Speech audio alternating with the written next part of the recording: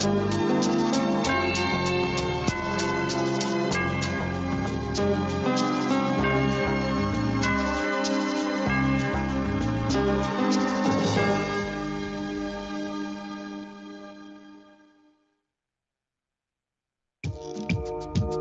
at the world through my rearview. Just looking back at the world from another level, you know what I mean? Staring.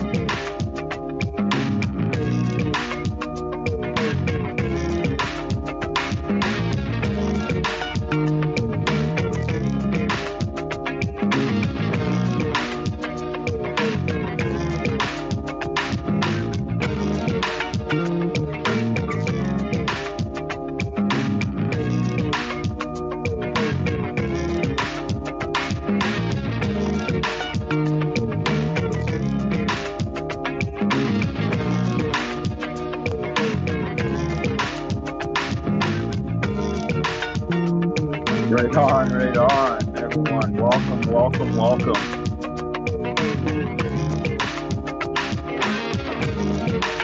Evening, Are you Dan. there, St. Club? Thank you. There we go, there we go. Good evening, everyone. Good evening, Angela. How you doing? Good evening, Dan, Salty. Everyone, welcome, welcome. How's everyone doing this evening?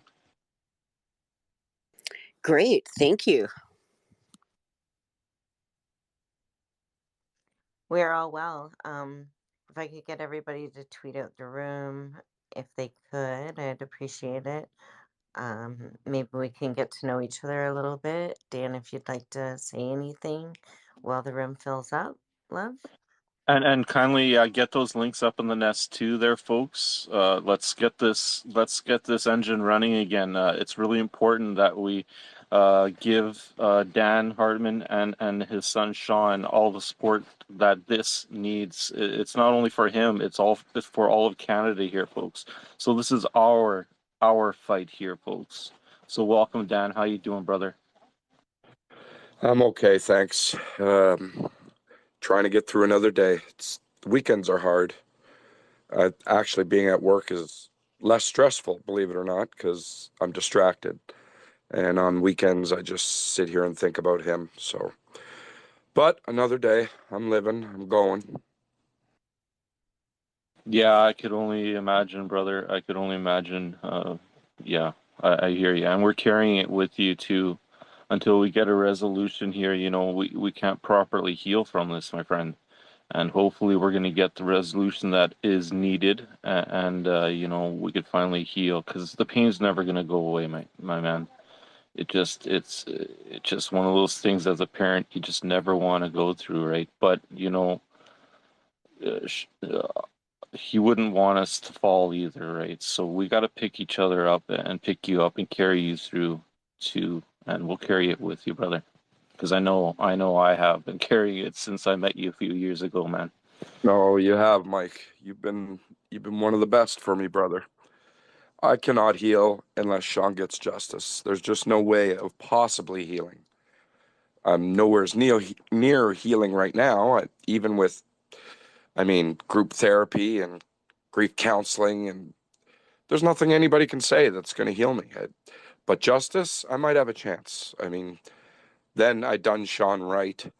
I did what was right for my son and for every other Canadian and any other person in the world who's been hurt by this shit. I need to win this. It's the most important thing of my whole life. I need this more than anything.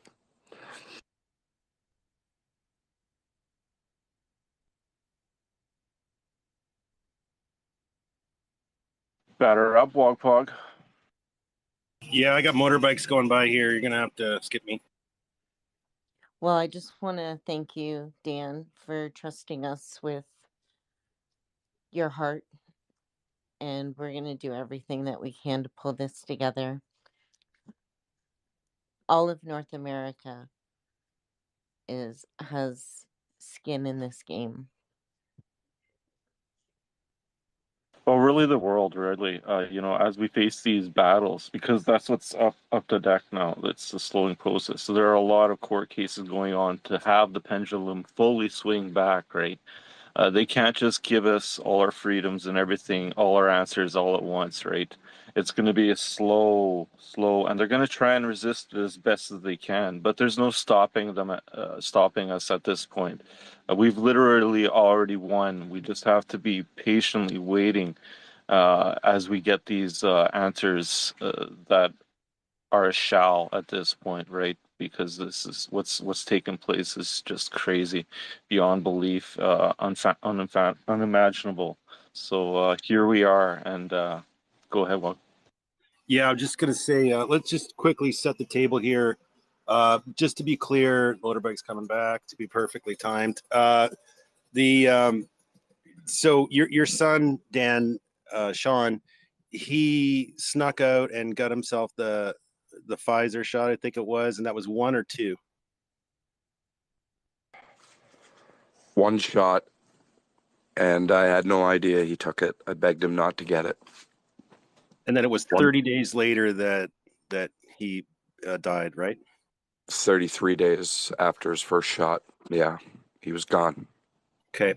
Yeah, just to set the stage for people that just don't quite understand it. This has been circulating on Canadian Twitter quite a while. There's been various different things, but now we're at the fundraising stage. We want to throw some light onto what Dan's trying to achieve. And also, I'll say this: I did listen to the space with your lawyer, and maybe you can remind us what his name is again, Dan. Omar Sheikh. It's spelt Umar, Umar, but it's pronounced Omar. He's from Western Canada, and another lawyer, Angela Wood, has taken on my case as well. So I have 2 lawyers, thank God. And Omar Sheikh is the man who represented Sheila Lewis. So he knows what he's doing. He's done nothing but fight the government. And he stepped up for me when I was almost out of time. It was a miracle. Yeah, I listened to him speak on one of the other spaces there, and I even think I put out a tweet something about it. Like I like the cut of this guy's jib. I think what we have to do here is we have to make sure that we're doing meat and potatoes law, right? And we don't want to get caught up in lawfare and and I'm really concerned about the professional class. And I don't want to pivot the whole room to this, but I just want to sort of highlight something that's been on my mind. The professional class, another term for that would be the aristocracy, right? So we're going to have to be very careful that we don't defer to the aristocrats, right? The aristocrat class is always going to want to further their own thing. And I'm not going to point fingers here.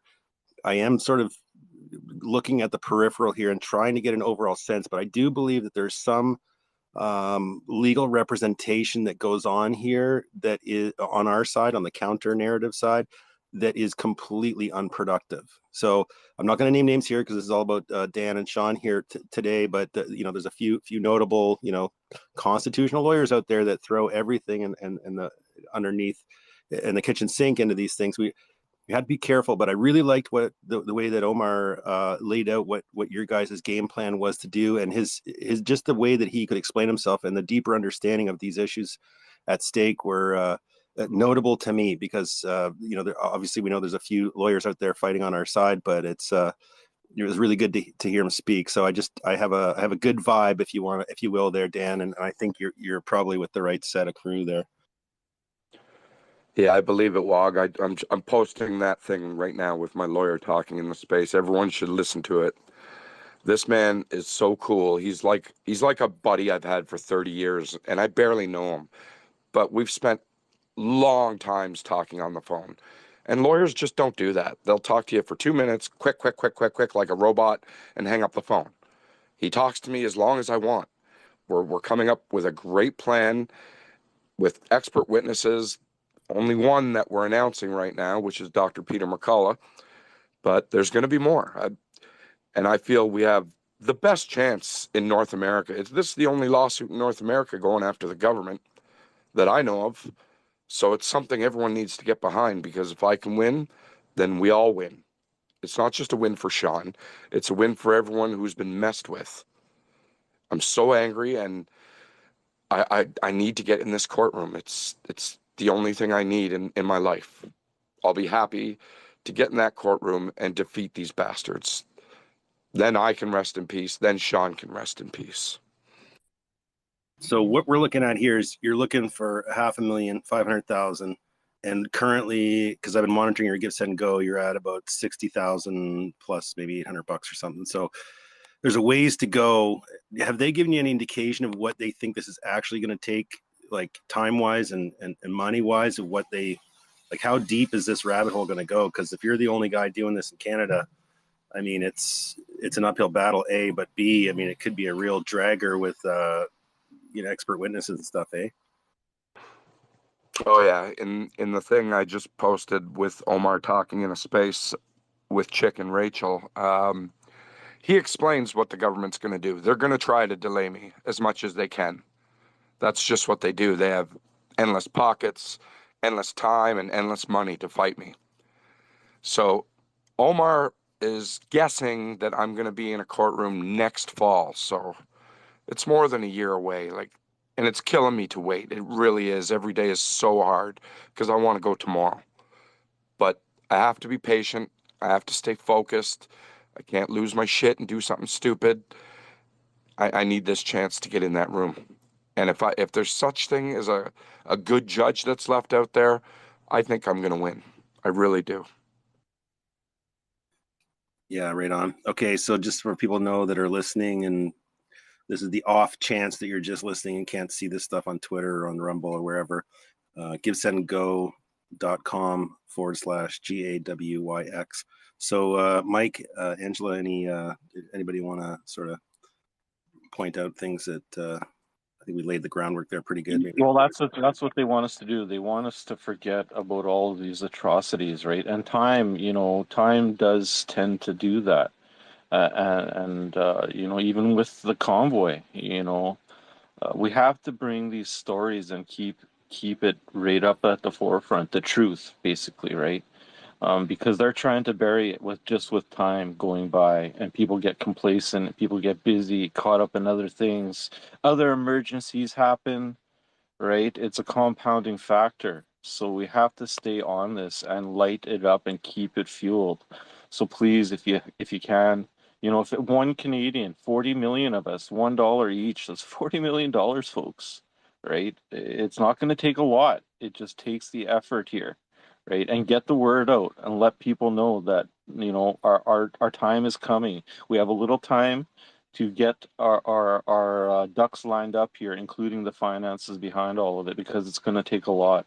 That's how they fight it. They adjourn, and you know, they make people want to give up. So now is a fight that we can't give up on. Go ahead. Sorry, before Lurk speaks, I just want to point out, here in Canada, the convoy raised millions within a week, and that was off of Canadians who didn't have a dime. That was off of just Canadians and word of mouth. I find it hard to believe that between our two countries, we can't come up with a portion of that. Go ahead, Lurk, my love. You're absolutely correct, Andromeda. And Dan, I'm really, really sorry for your loss, buddy. And I'm really, really proud of your bravery to be tackling this while trying to grieve at the same time. I cannot imagine what you're going through. Just to give you some context, my husband is one of the Coots 4, so I understand what it's like to be up against the government and their lawfare bullshit. And I also know how hard it is to get fundraising. And just like Andromeda said, there was millions of dollars raised in a matter of weeks, and those were mostly $20 donations. Those were not huge donations. It was a whole country coming together and giving up their case of beer or their Starbucks or whatever the case may be to make sure that we had the funding for people to do the right thing. And this situation is no different. So I'm not going to take much time today, but I just wanted to put a challenge out to everybody in this room. I just donated $50 because it's important. And I'm going to challenge everybody in this room right here, right now, today that you're here, you find that $50 and match me. And if you can't, the minimum donation is $7. And I know that that's the cost of a Starbucks, you know, pumpkin spice latte bullshit that somebody's going to drink. Give it up and give it to Dan today because it's worth it. Our future's on the line. His son deserves to have justice, and we all deserve for this nightmare to be over so that we can move on. So let's do this as a group and make it happen. It's 8,800 people at $50 gets Dan to his 500,000. So let's do this today. I know the people in here have good hearts, and I know we can find that money somewhere, even if you don't have it. Make it happen. Thank you. Let's do a little housekeeping here before we get too far into this, guys. Let's make sure that you're retweeting the room if you feel like doing that. Also, Zinc's tweet up there with all the multi-streams. This thing's going out on pretty much every platform that you could imagine. It's really important to try to cross-platform. We're not doing Facebook today, but we do have, there's a TikTok, there's a YouTube, there's a DLive, there's a Twitch, there's a Rumble. So that tweet there is pretty important. So I don't know if it's in the nest yet. I'm going to stick it up there, and if it's doubled, we can delete it. But please try to support. Please try to, you know, take it to Facebook, stick it on Facebook, and say, hey, I'm listening to Answers for Sean talk about, you know, Dan talking about Sean. I mean, we can leverage. We're going to have to leverage around this algorithm. Otherwise, we're going to be put in these little silos. So big thanks, big shout outs to everybody who's going to retweet this room. Everybody's here. Everybody who wants to speak and stuff. Let's get her rolling. But I'm super stoked that we can get it. So I'm going to keep track. So we're at $60,864 right now. I'm hoping that we can get that up to around 64 today. We'll see. We've done it before. Who knows? But just remember, you can dig around your couch and probably find, you know, $25. It really is that simple.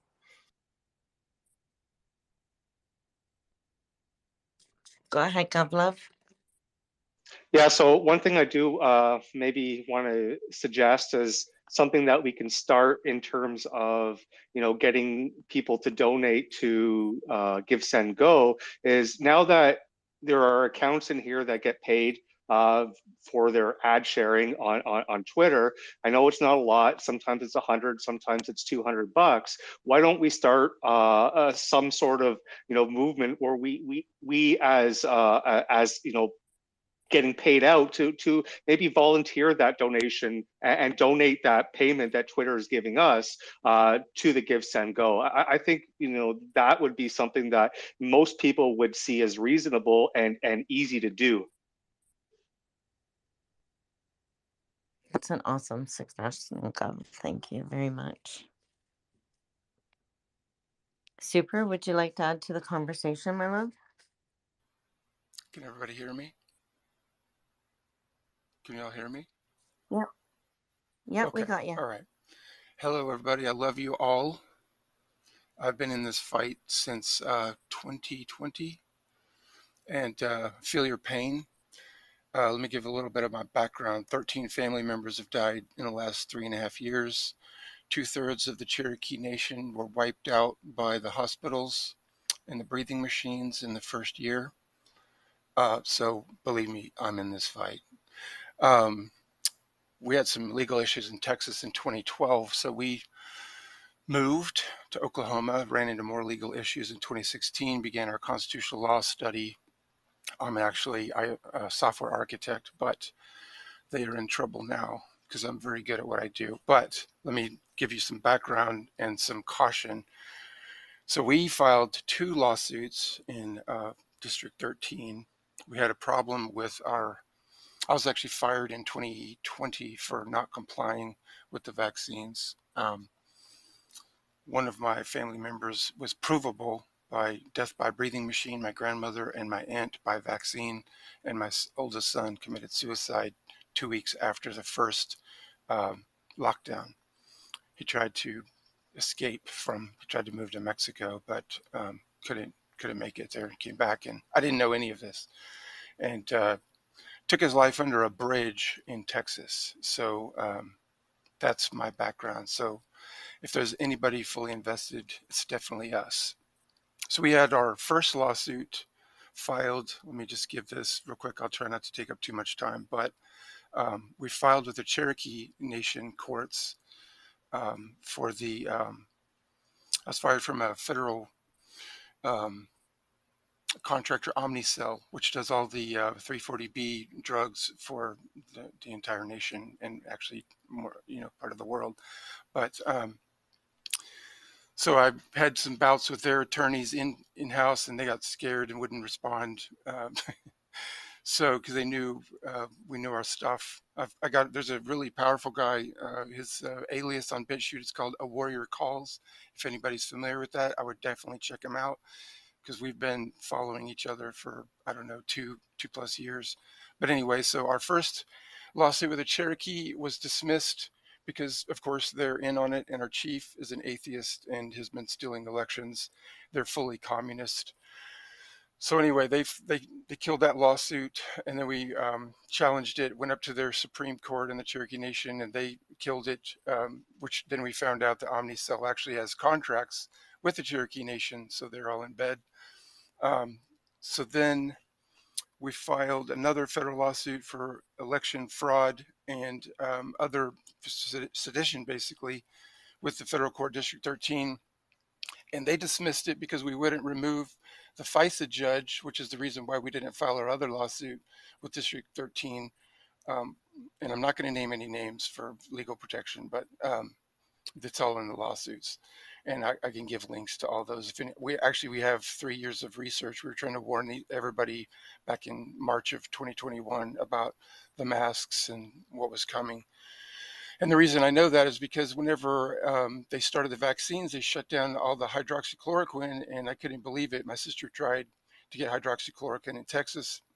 And so I went and ran our reports in the drug companies and found that there was less than 300 prescriptions for hydroxychloroquine in the last year. So that's when I knew something was wrong with the vaccine. I knew there was something like not good about it. So because there's no reason to shut down hydroxychloroquine, which was actually developed in the 1890s, and the military uses it for malaria. So that's whenever I went on full blast and started trying to warn as many people as I could. I still have 3 other family members that are infected, if you will. So I just want to prepare you that our cases have gone nowhere. So what we've done was we're going to actually file these with the military courts under tort law and the law of war manual. I've been following all these populist groups on the internet for 3 years to find out who's telling the truth and who's not. I just want to prepare you that in all the other countries overseas, we already know what has happened in Kazakhstan when they tried to shut down the banks. They're not going to stop. These people are terrorists, international terrorists.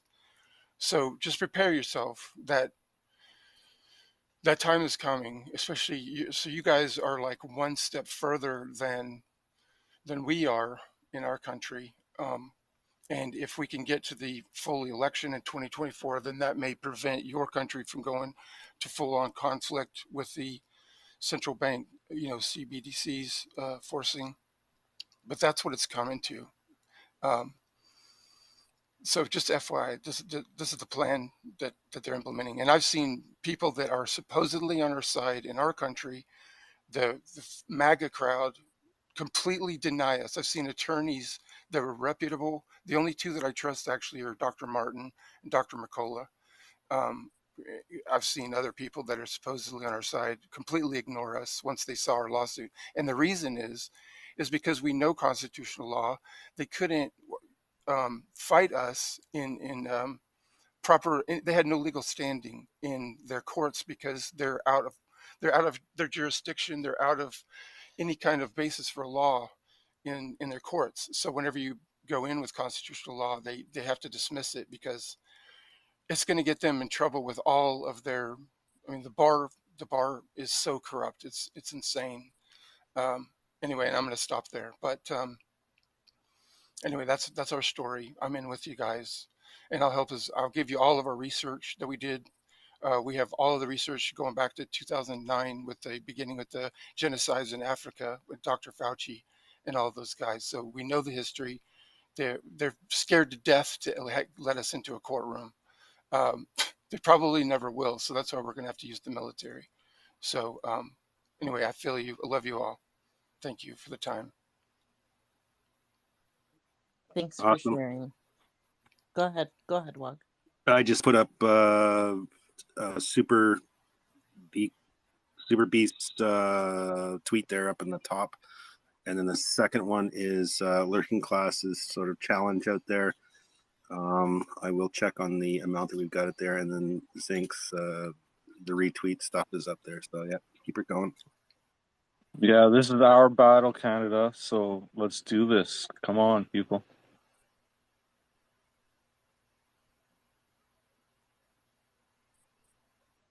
So we're up $100. It's $100 in 5 minutes. Keep that up for 2 hours. It might get there.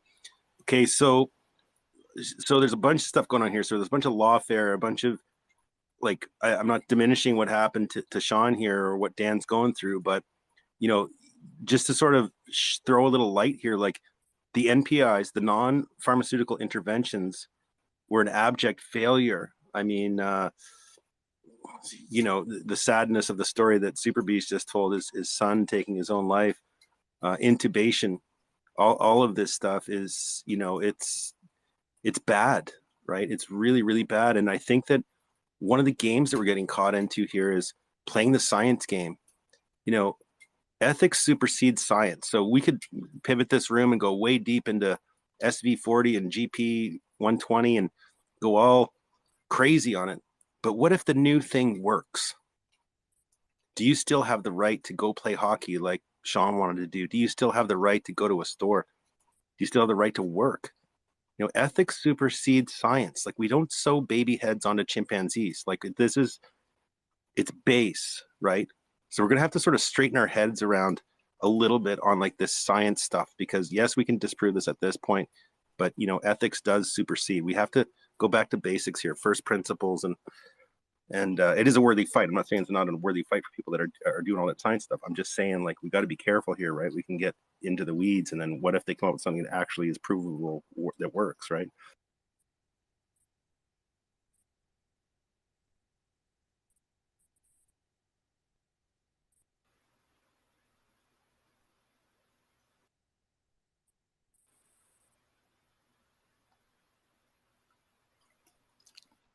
Can anybody hear Super B? Because I can't hear Super Beast. When Can you anyone say hear that, him? can you hear me? Oh, Okay. there you go. Yep. Yeah, I got you now. When you Go say ahead. workable, are you referring to the actual virus, or are you?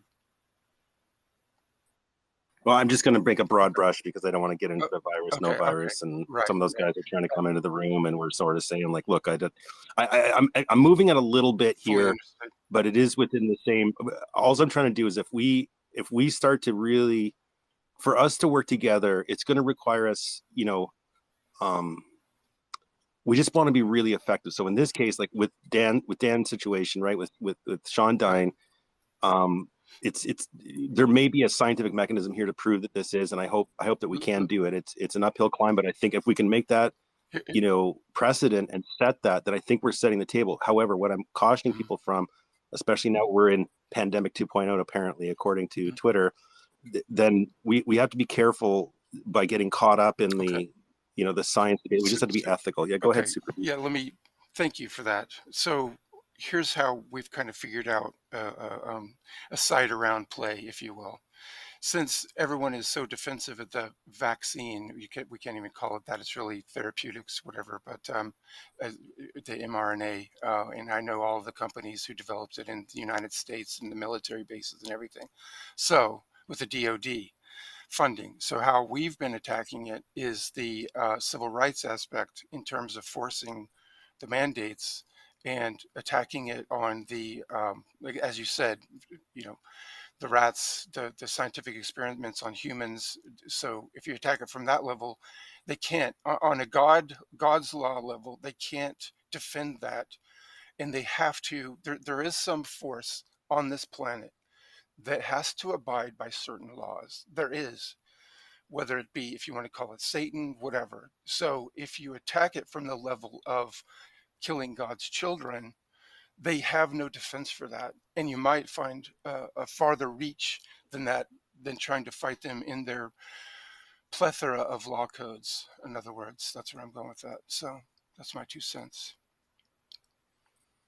We can't be taking babies from mothers and then experimenting on them after claiming that they're deceased. That is pure evil, right? I think everyone agrees with that. Well, let's talk about that for a second. There's a brand new level 4 lab up here in Canada with deep, dark connections to Ralph Barrick. Right. And when we talk about these you should DM me about this stuff, BLT-L mice, those are basically like fetus parts from live fetuses that have been grafted onto mice. Right. This is what kind of nonsense is happening. Why did they put it in Saskatchewan? The rate of abortion in Saskatchewan is very high, and there's a bunch of socioeconomic stuff we don't need to go into, but this work continues and now continues in Canada. And this started like 1.5 years, 2 years ago.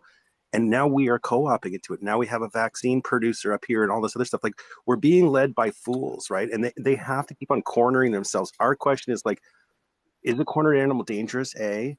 B, what legalities do they have on the same side? And then 3, how much perception can they create? And that's why rooms like this, where we're trying to elevate like what Dan's going through, how do we do it, right? So I want to hear from vaccine injured people. I want to hear from people that have lost, even through NPIs, through non-pharmaceutical interventions like Super Beast here with his son. I mean, whichever way you want to carve this turkey down, we're essentially these big problems, right? But Okay. My question is this, and what I'm seeing a lot of capture in the professional class, and I think that people are going to have to start reframing and being very specific with language. We're talking about the aristocracy, okay? We're talking about the guys that lived inside the castle back when we were out farming the fields or whatever. We have to lens this properly and start to understand that they're trying to get the system to attack itself is really, really difficult. So the uphill battle of what Dan is facing, and I think what's his name there? I'm forgetting the Dr. Ryan Cole, Peter McCullough, all this stuff. It's an uphill battle, but if we can set the precedent, then I think we're good. If we don't set the precedent, I think we're in for problems. We have to. And the issue that I've seen too is trying to get the word out to so many people, because literally the entire human race is under attack. So the human species, and we don't even know what this is going to do to the animals when it gets into the drinking water, like our medications get flushed. Right, they go into the drinking water. We don't know what's going to happen to all the other species on this planet when these mRNA. Because you're right on target, by the way. And what I'd like to add to that in terms of scientific background of what I've seen and what people have admitted and released videos is that these mRNA shots get into these people's systems, and they they continue to attack the cells as though they're an internal, like they mimic. It's like a mimic thing. They mimic your cells, and then they merge with the cells. And once they've merged with the cells, your body begins to attack itself with other variants. There's also parasites. We can get into that later, but essentially these things cause other issues. For example, my aunt died not from the vaccine, but she died because she immediately somehow miraculously obtained dementia within 6 months of receiving it. So, and I've seen the reports from neurosurgeons in the UK, where she said whenever you get one of these shots with, I can't remember what the black goo substance is, but basically travels up the spine and causes one of 9 major symptoms, issues, neurological symptoms. One, like not being able to blink, not being able, like you have a stroke on half of the side of your face. So there's so many different. One woman's eyes constantly tear all the time. So, and some people can't speak properly any longer. So this is what they were counting on. So then we'd be addicted to their pharmaceutical systems, and they just continue to make money. And no one can prove, by the way, that they are the root cause of all of these ultimate illnesses. So that's the sick. I can't believe these people exist on our planet. But anyway, so that's what we found from our research, and trying to get this information out to everyone who's sleeping and just watching sports. I mean, my God, it's amazing that the whole human race isn't up in torches and pitchforks by now. So Well, they want us in torches and pitchforks so that they can say that the pitchfork people are against the torch people, and that's what's going on. But I want to touch on something that you brought up, but I do want to do a little bit of mic etiquette here. Just make sure you mute your mic when you're not done talking there. Otherwise, we can hear you sniffling and scratching around there. So, okay, one of the things that's happened here, and I had to steel myself for a long time before this happened, where a lot of the science crew, and I was following along very carefully of what they were finding and what we thought was going to happen. I had to steel myself for months and months and months because I said, oh my God, they're going to go to the kids, even though they have like lightning strikes are more of a thing than COVID-19 for children, right? We're talking 5th decimal point death rate here. So we get into this problem, and so because I knew this was going to come, because they're going to come for the kids, and then it was going to be, there was going to be deaths, right? And then so the thing that shocked me is that the football dude that collapsed, all of a sudden everybody was talking about it. It was like this undercurrent. And I was like, dude, we're talking about answers for Sean here. We're talking about Ernest Ramirez in the States. We're talking about like actual kids that have died from the shot. And the only way we're going to get through to those bread and circus plebs is like, oh, Jimmy Rodriguez from the San Francisco 49ers had a, blah, blah, blah. Right. And it's like, I think that right in itself speaks volumes. We're not even caring for our children, and like it's mind blowing. It blows my mind. But anyways, we've been going for quite a bit here. Dan, did you want to chime in? Yeah, they did come for the kids because they knew the parents would want to protect their children, and that's exactly what was in their plan. Come for the kids. The kids will say, I want to get it, mommy. I want to get it, daddy. And that's what happened. This was all a psycho plan. Sean was terrified of needles. It was his biggest fear in life. And I know he wouldn't have got it if he didn't have to. But they forced him. Either take the shot or you don't keep playing hockey, which you played your whole life. And he saw other people around him. Nothing was happening. Well, that's probably because 30% of you only get the shot and 70% of you get saline. It's unbelievable what has happened. I need justice for my boy. I try so hard every day to keep it together and not knock out random strangers for no reason. And even that's a battle in my head. I have so much rage and hurt, and it needs to come out somewhere. And the only place I can do that is this courtroom. I'll probably get yelled at by the judge a few times. I hope a bunch of people come with me to that courtroom that day. But I'm not going to stay silent, even in the courtroom. I'm going to at least get 1 or 2 warnings, because the government's going to say shit that's really going to get me mad. And They have to prove the vaccine didn't kill Sean, and they can't prove it. Even the pathologist who did his autopsy doesn't know how he died. They cannot prove it. So how are they going to beat me? They're going to only beat me by making me give up, and I won't give up for my boy. Not a damn chance. Mike, Angel, Angelique, anybody further comments here? Angela, Mikey. Okay, let's go up there and we'll start taking some mics or something like this because go ahead, Angela. I saw your mic go up. No, I just want to reiterate how important it is, not just to North America, but the rest of the world, that this case goes through, that we win this case. I don't think people are really sitting back and thinking about the ramifications of what's actually happening here. They aren't, and that's the sad fact. A lot of people, they say, you guys are crazy. All my friends and family have had it. Nothing's happened. Okay, well, we're not lying. Who you think I want to spend my time doing this every day on the internet and trying to hold down my full-time job as a truck driver? It's killing me. But people won't believe it because it hasn't affected them. And that also makes people hesitant about donating. Like, why should I donate? Big deal, one kid died. That's how they think. They think it's extremely rare, and it's not. Losing one child to this isn't acceptable. It's not an acceptable risk. A life isn't worth pharmaceutical gain in any realm.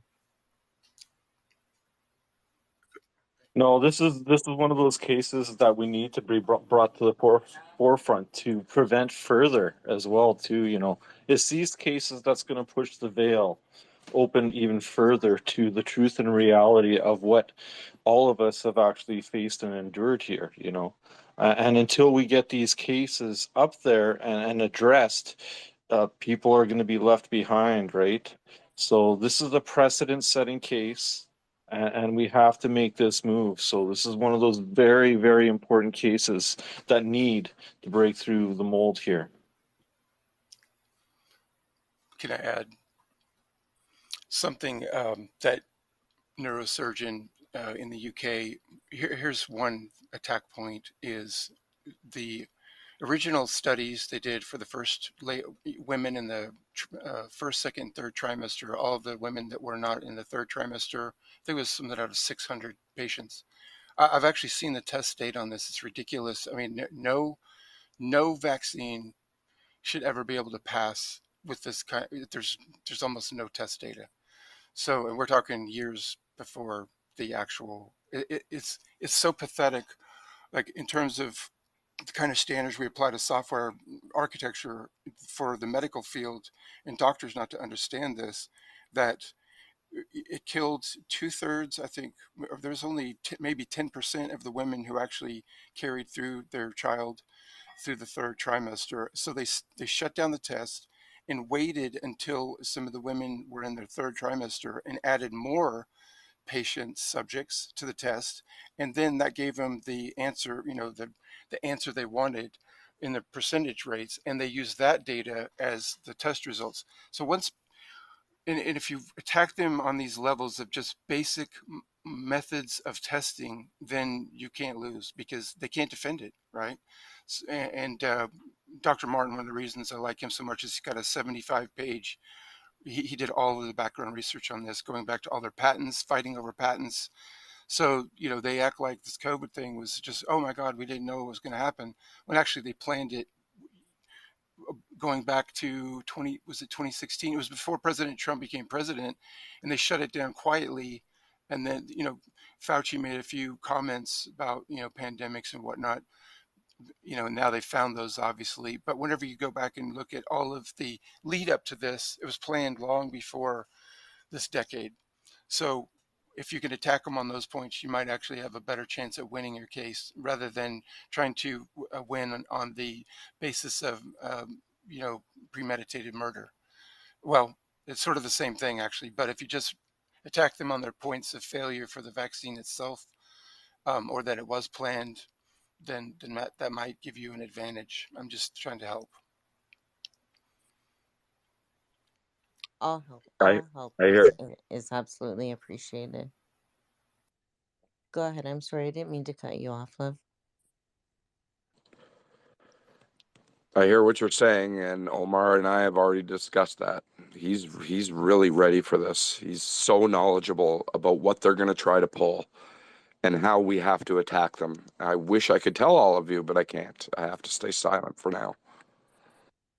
That was going to be my next point, was let's not reveal the method here, Yeah. the techniques and the inner workings here. So we can, we can dance around it, but there's no sense revealing what Dan, Dan and Umar's stuff is here. But yeah, no, there's different vectors here. I just want to, in terms of like the resurgence of step one of this 3-stage process that is, what we're in, which the first stage would be like, counter the narrative, remain unvaccinated if possible. 2 would be build a peril system, surround yourself with meritocracy or the smartest people you can, build an intelligentsia in preparation for stage 3, which would be a power vacuum.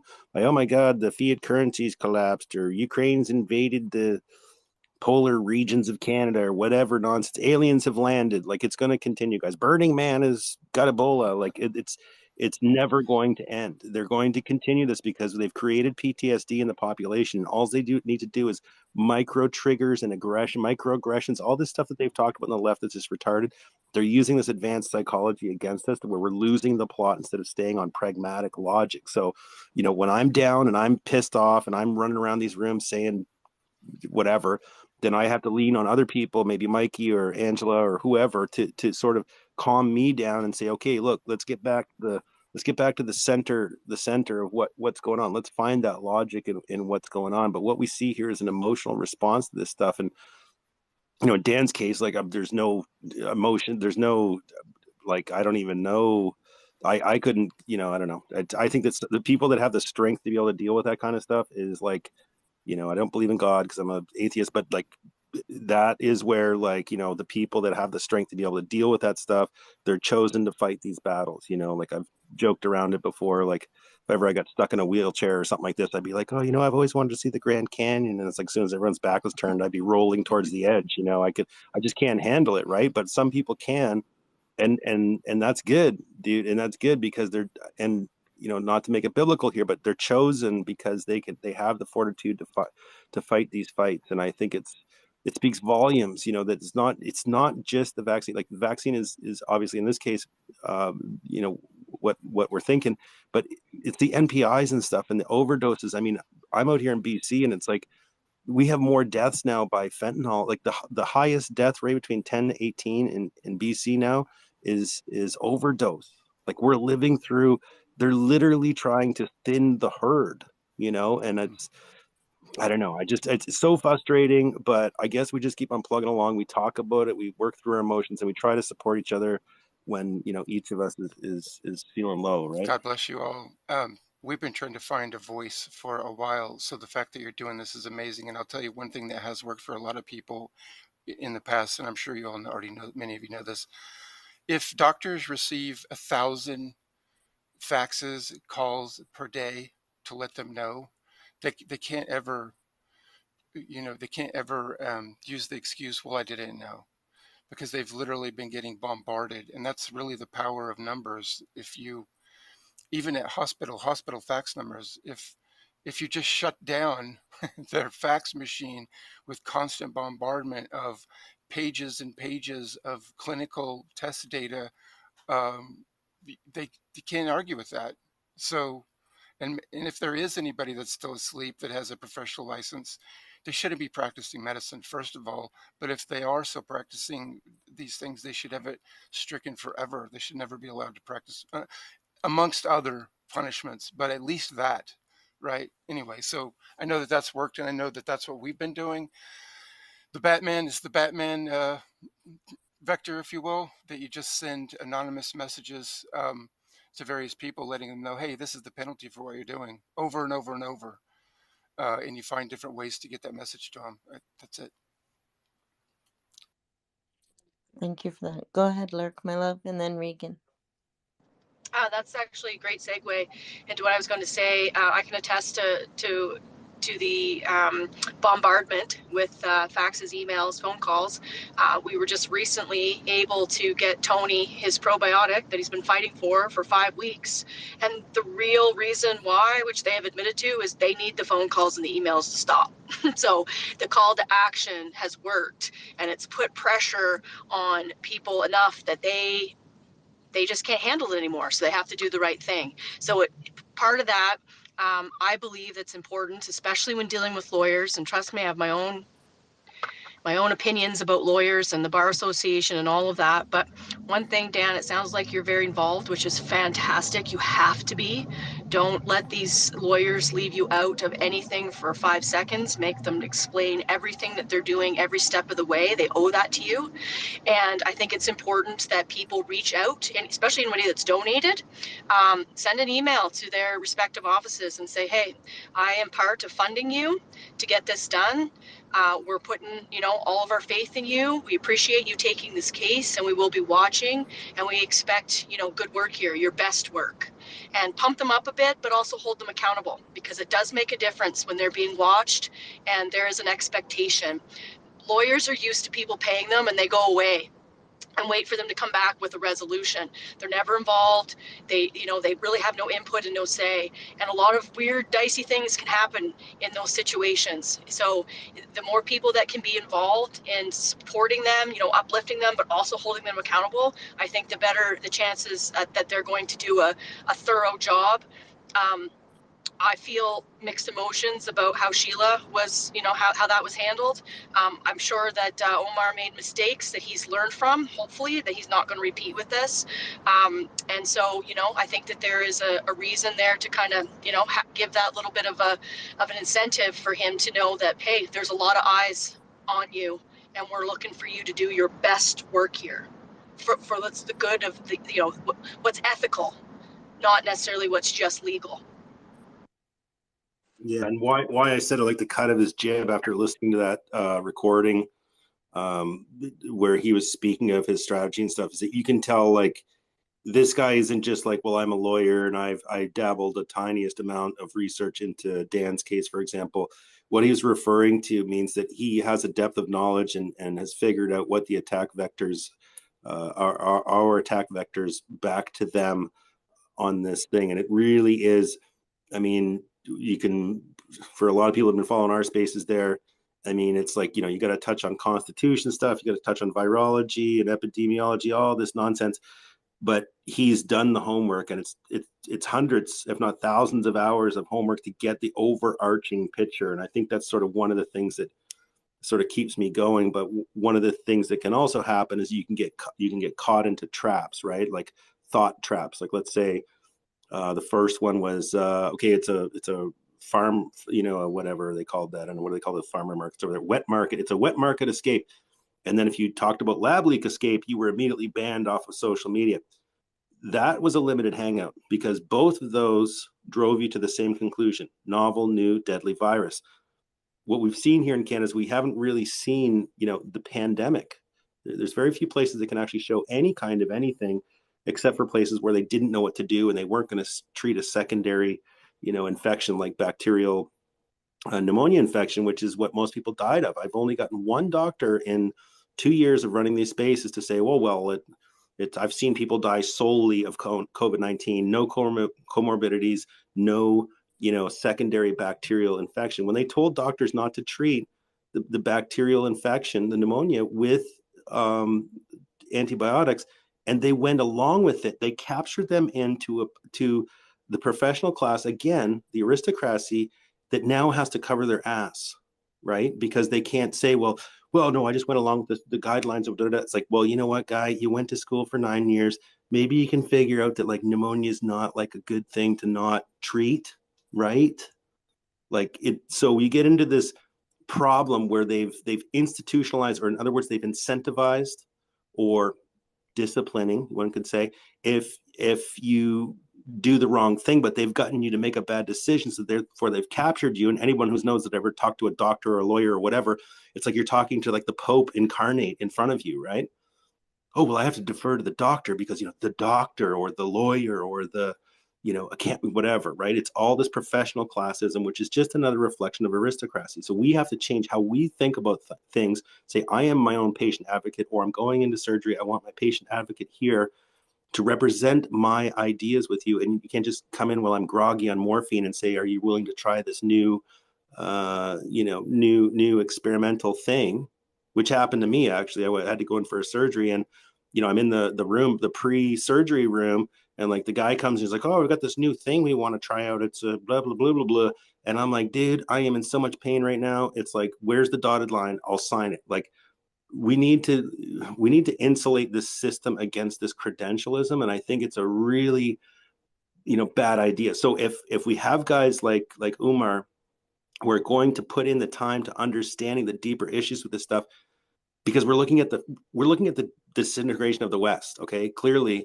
And if we don't get a hold of it, it's not going to matter about the professional class. And that's the thing that they have to start seeing. Is it going to matter if your kids, either have to do what the government says, or else your kid can't do this, you can't be normal, you can't be this? Like, the professional class has to wake up to that, and they are, because they're eating their own tail. But in that same way, some of the people that are in that class are pretending to be in the counter narrative side when really they have other ulterior motives. And we're going to have to start calling them out and be very pragmatic about this. In this case, I think that Umar has put in the time to understand this stuff just by the mere the keywords, the traction words that he was mentioning. I think that Dan's got the right guy in his case, and Dan had to go across Canada to get this guy. So I'm not saying there isn't other good lawyers around Dan, but I've spoken to people, and guys, I don't want to go illustrating straight into details here, and I think you guys know who I'm talking about.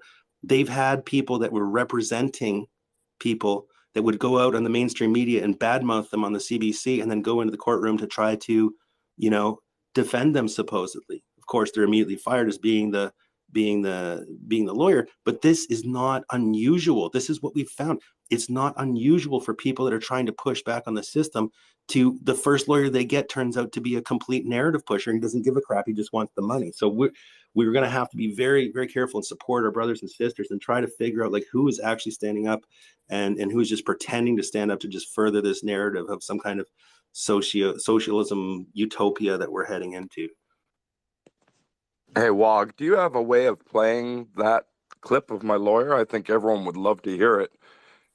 Is there a way of playing that over the space? Yeah, I'll do the DMs. It'll get that teed up. In the meantime, we'll go through the hands. Good point, Dan. See, now you're talking. What a smart. Yeah, man. Okay, and that clip is down in the comments, right? Yeah, if everyone has a chance to hear my lawyer, then you can decide for yourself if I have the right guy, and I'm positive I do. My gut feeling is always right. My gut feeling was right about Sean. I think everyone should hear Omar speak. He's on the game, man. He's on it. Okay, and I'm on it too. I'm going to send that over to the producer there, and he'll get it teed up. In the meantime, we'll go through the hands, and then when it's ready to go, we'll let you know. I just want to ask Sean, Dan, quickly, if am I able to use some of your content that you have posted on your Twitter to create basically bring attention to your Give Send Go by using some of the content that you've posted? Is that possible? Absolutely, my friend. Anyone who wants to do stuff like that, it's more than welcome. We're all in this together, like they used to say on the TV. Go get your shot. We're all in this together.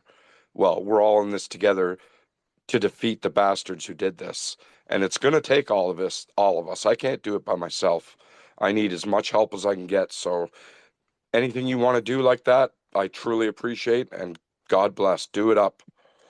I'm just going to put out a tweet now. That's what I've been doing in the background, listening to you guys, just putting this together. I'm going to send it out, and I'm going to post it in the nest. Thank you for that, Gov. I just want to point out that it's been brought to my attention that the link on Dan's page isn't giving access to donate. So I've put a new link up straight from the Give Send Go up in the nest. So if everybody can use that one.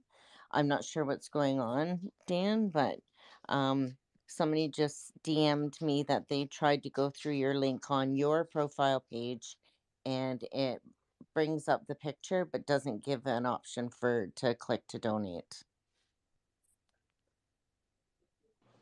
I just checked it. It's working on my end. There's a button that says give. I don't know. Well, I don't know. Sorry, I just received the DM from somebody who tried it. So maybe it's working for some and not for others. Could be one of those banning things. I don't know. I don't understand technology at all. But I did post a fresh link just in case. Hey, Dan. I just wanted to send you my love, buddy. You know, I'm with you and your son. As you know, I got a kid same age as yours. And man, what happens in this case, it may have a big impact on the choices he makes. He's unvaccinated. And anyways, I've been following you, buddy, and it breaks my heart every time I see one of your posts. I just want you to know that, you know, it's not just about what has happened. It's about what will happen. And it's more than just the facts. This is about our kids' freedoms. And it's bigger than just Canada. I got friends in other countries that are following this. So, sorry, guys. Dan, I just want you to know that, you know, there's millions that are watching. And I believe billions that will be impacted by the decision. So I wish I could give more.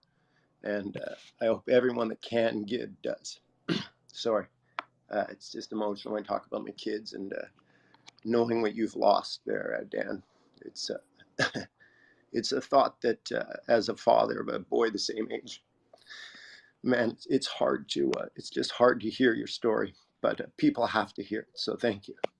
You got more strength than I do.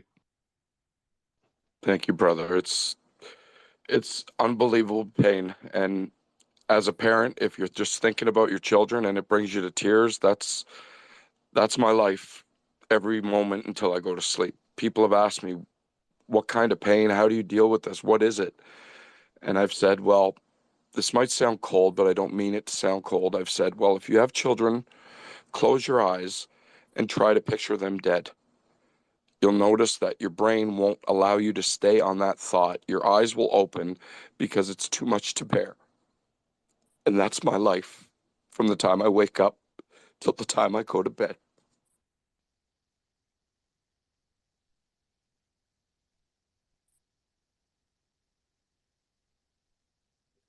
Go First of ahead. all, I'd like to thank you all for inviting me. I want to acknowledge Chris and Eva, who are both listening on these Twitter spaces as well. They are instrumental in finding justice for Sean. And of course, Dan Hartman, who is a father who is fearless and someone who I have come to know and respect and very much look forward to working with. I'll start off by just giving you a little bit of background. I'm not certainly not doing any self-promotion, but I want you guys to kind of know who we are and what we're doing as best we can. Now, there will be many things that I cannot tell you, especially on such a public forum, because of our litigation strategy, because of privilege issues with my client. And so I'll do my best to share as much as I can, and then we can certainly take some questions after I've got a little bit of time here. So happy to do it. So just start on our firm. Shake Law was founded about 2 years ago. Prior to that, I was the CEO of the British Columbia Nurses Union out here in BC, and the general counsel of the Nurses Union prior to that. So I've been in healthcare and fighting battles against the government for probably a good 12 years of my life now. And so they're quite used to seeing my face, and I can tell you I don't have many friends that are on the government side anymore. We fought over almost everything. The last big fight that we did was over the flu vaccine mandate cases. And so for those of you who are not from BC, there was a flu vaccine mandate that came into effect for healthcare workers, and we fought that because it was an ineffective vaccine in and of itself. It took a few years to win that case, which we eventually did in 2019, just before COVID hit. But what I will tell you is that it was a monumental task to argue virology, science, to go or after the government on decision making. And you're going to hear a lot of that tonight from me around what it is that we're up against. I'll give you a brief anecdote around kind of what the government does, right? So your opponent, when you're fighting the government, is someone that is bigger than you. It's someone that has more money than you. It's someone who has more lawyers than you and a lot more time than you have. One of the greatest edicts that you should remember is that justice delayed is justice denied. And so to keep you out of court, to keep you in the litigation process is a win for the government because there is no decision and therefore they can say they haven't lost anything. There was a contract once. I'll give you this anecdote. There was a contract once with the nurses of British Columbia. There's 48,000 of them. And so there was a contract that said, when a nurse is absent, you will replace that nurse. That's all it said. When a nurse is absent, you will replace that nurse. And so then the government showed up to me and said, well, Omar, we don't know what the word will means. Now think about that. What does the word will mean? Well, it means you're going to do something. Well, they said, well, no, it can't mean we must do it. It can't mean we have to do it. That's not what will means. Now, there's a stupidity in that argument, and any person on this space or anywhere else in the world that would read the word will knows what it means, but not if you're the government. And so the government tied us up in litigation for almost a year and a half at a cost of almost $1.7 million before we were able to get a judgment that the word will meant will. Now, why would they do this? Well, they didn't think they were going to win that case. Certainly not. But they knew that they could delay implementing our contract. They knew that they could delay paying out on the damages of replacing nurses. They knew they had more money. They knew they were bigger. And so they just kept us in litigation. And that is the system that we're in. When we started the flu vaccine mandate challenges, we started those challenges in 2012. That case didn't end until 2019. Years of litigation, almost $2 million spent in fighting with the government on issues such as, was the flu vaccine even effective? And we had years of data that said if you got the vaccine in 2015, for example, there was a complete mismatch and it had no impact on whether or not you would get or transmit the flu.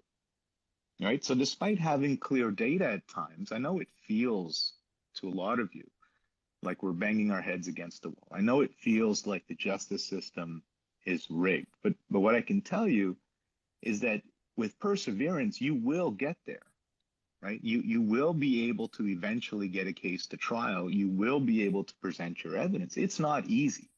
It's not a Law and Order episode, and God knows I wish it were, where the clock turns 9:30 and you hear the dun dun, and now you're in court. That's not how it works. What will happen in this case, and what happens in every case that we have, and we have cases all around this country, from paramedics to healthcare workers in BC and Ontario, federal service workers. We represent police officers, aviation. We have cases all over this country on flu vaccine mandates and the impacts on individuals. And in each case that we file, we get motion after motion, as ridiculous as those motions may be, by the other side in order to delay and waste time. This is their MO. This is what they do, because they know that they can litigate you to death. They can litigate you to bankruptcy, and then you won't get justice. There will never be a decision, and that's okay, right? That's still a win for the government. And that's a reality. I'm doing a case right now with the ambulance paramedics out here in British Columbia. Now, the ambulance paramedics, for those of you who are Canadian, would know that any of our healthcare workers have a contract essentially with the government. That's how they get paid. Well, the government showed up couple of weeks ago and said to us, well, we were never aware that the paramedics or the ambulance workers had a contract. Now, that's, again, one of the stupidest things I ever heard. Like, what do you think? These ambulances drive around and see a pile of money and sometimes grab it and say, hey, we've gotten paid? Of course not. There's a contract. You're a signatory on it. But they argued we weren't aware of a contract. And so now we had to go to court. We had to waste weeks of time. Eventually, we won that ruling, but they didn't care because they wasted weeks of our time. They wasted a bunch of money. And that is the way these things function. Now, on top of that, I often hear that, oh, these cases aren't going well.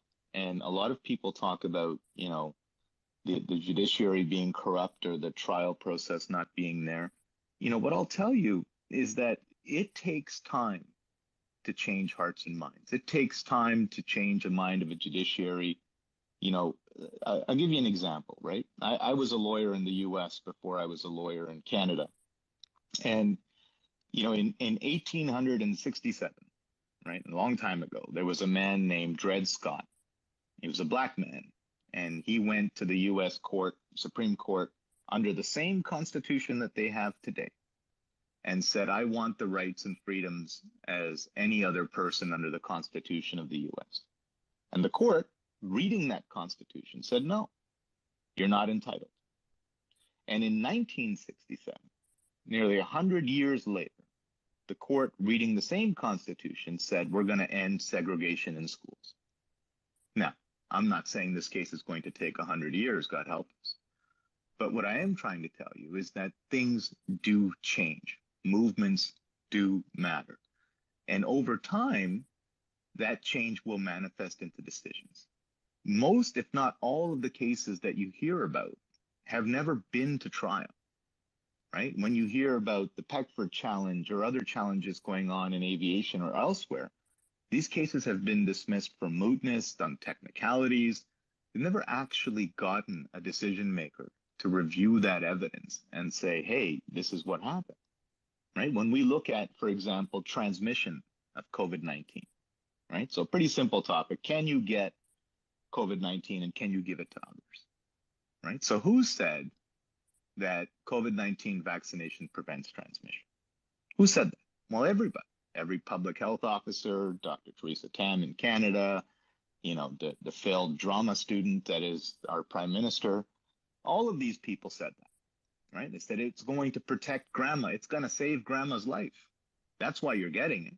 That's why you can't get on a plane. That's why you can't get on a train, because you got to save others' lives. Okay. And what did the vaccine manufacturers say? Well, the vaccine manufacturers, one needs to go into their public filings, into the Health Canada system. They each filed something called a product monograph. Now, a product monograph is essentially the patent document on your drug. That's how you get paid. So the more that you say your drug does, the more you can bill and collect money. So it's in your interest to say that Tylenol not only cures a headache, but it also cures cancer and a broken foot, right? You want to add as much as you can if you're the drug manufacturer into that monograph, because that is how you're going to be able to enforce your patent and make more money. Well, what's the product monograph say for Pfizer or Moderna or AstraZeneca or Johnson & Johnson? Well, it's very clear. It does not prevent transmission of COVID-19. There has been no statements from the manufacturers that it was ever going to do that. And they knew that at the time of purchase when all of these were filed. Yet the narrative was completely different. And so when you eventually go to Health Canada and you're in trial and you present these documents to the decision makers, the question will be, who told you this would prevent transmission? And how could you then relay that to the Canadian public? Well, it doesn't. Right? We all know that now. We all know if you get the COVID vaccine, you're still as likely to transmit. We all know you're still going to give it to grandma. We all know you're still going to get COVID-19. But that's not what the actual documents say. And so there's a lot still to get through when we look at the introduction of this vaccine. And I don't like to call it a vaccine. I call it a product, because a vaccine prevents transmission of illness and it prevents you from getting an illness. This doesn't do any of that. right? We're not in the world of polio, and I'm not commenting on polio, but we're not in the world of vaccines in the traditional sense. We're under the world of a very different product here. And so, oh, I'm sorry, there's a bit of feedback. And so we start, and hopefully you can still hear me. So we started with looking at Mr. Hartman's case. And very quickly, as you guys have all said on this call, we saw that here's a young man who is perfectly healthy, has no comorbidities, has a great diet, very physical, hockey player, no heart conditions, that gets a vaccine, and then 33 days later is tragically found dead. How does that happen? Where's the correlation? Well, we look at the medical reports that we have, and the medical experts in Canada say it's unascertained. We don't know. There's no way for us to know how this young man died. Well, that's pretty ridiculous, isn't it? When we go back to our experts who we've retained, like Dr. Peter McCullough, you guys mentioned Dr. Cole, there's going to be an expert in Germany as well. There's going to be a number of them that have agreed to work on this file. We will see that the body was wrought with inflammation. And what inflammation causes in those particular cases are the exact same symptoms that this young man presented to at the ER when he went in with vomiting and raccoon eyes and general swelling in his arm. That's inflammation. We will see that the tests that have been done in the US can show that that inflammation, the fact that those spike proteins traveled throughout his body, not stayed localized where they said it was going to stay localized, more likely than not, caused this young man's death. Right? It's a question of now, where do we get out that evidence? Who are we suing to be able to do that? Well, I can tell you a few things. The vaccine manufacturers have complete immunity. They are not even allowed to be sued in this country over anything the vaccine did or didn't do. Those immunity agreements are signed, and that is not a party we would be able to sue. So then you look at, well, who committed this atrocity? Who's responsible? Right? Well, you look at Health Canada. You look at the approval process in Health Canada. You look at the messaging put out by Health Canada. And you start to get a picture that perhaps there's a line of wrongful death liability against the government. Now, if that decision, I got lost there. If that decision were to come to pass, that would be extremely significant, not just in Canada and not just in North America, but anywhere in the world. There's only one other case that is proceeding that is very similar to Sean's, and that is a young lady who passed away tragically at the age of 15 in Japan. And in Japan, they've taken a very different approach. We're following that case, but they've taken a very different approach with that young lady's autopsy and all of the medical. They are doing everything under the sun to be able to make that information available and to prove that it was, in fact, the vaccine that killed that young lady. Very similar circumstances. Completely healthy young person got killed. And so if we set that precedent here, if we get a decision here that this vaccine killed this young man, and that this government knew or should have known that those risks were prevalent, they should have known that it was negligent to put out such a product, they should have known that the product was ineffective and it did not work for its intended use, they should have known that there was no rational relationship between the product and what you wanted to achieve, then that will be a decision that will set precedent for a long, long time to come. So in order to do that, I think Chris mentioned that we have to go up against Goliath. We've got the right client. We've got Mr. Hartman, who is steadfast, strong, persevering, and willing to do that. But now we've got to get the experts. Now we've somehow got to move this ball down the field. Now, when you look at experts, and again, everyone's a human being here. right? And all of our experts will donate as much time as they can while trying to maintain whatever living in support of their family. Our law firm will donate as much time as we can. Everything we've done up until now, for example, has been donated, and we will continue to do that for as many people as we can possibly do it for. But in order to beat the Goliath that we have to face, it is necessary for people to come together. It is necessary for us to have the support of Canadians, of people around the world, to say we want answers in this situation. Now, we will be proceeding and filing this case sometime in September. We have put together a pretty fantastic team, along with the great folks hosting this call and Mr. Hartman. And that's Eva, who's on this call. That's Chris, who's on this call from Police on Guard. We've got co-counsel Angela Wood, who's going to be working on this file. She's in Alberta. She just ran as a UCP candidate for the Daniel Smith Party. Very, very interested, and certainly someone that's willing to put in everything into this file. And so we're building a team. We've got McCullough, we've got Cole. We're going to continue to build that. And then we need to start pushing that ball down the field inch by inch. And we will endeavor to give as many public updates as we can. However, understand that when it comes to litigation strategy or showing up on these spaces, that will become less and less from the lawyers. But Eva will be handling our communications, and she'll be handling, kind of any of our public statements in the future. And so I'm sure, and I don't want to speak for her, but I'm sure, she'll make herself available to be able to say what she can publicly. But we are very much looking forward to this fight. This cannot stand. I have 3 kids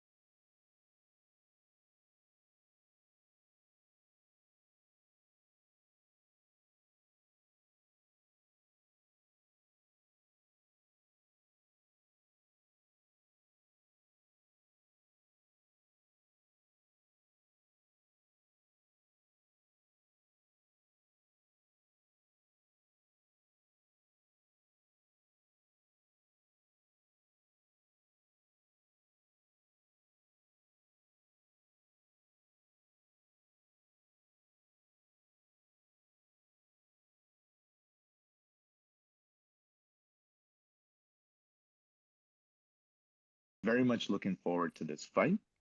This cannot stand. I have 3 kids.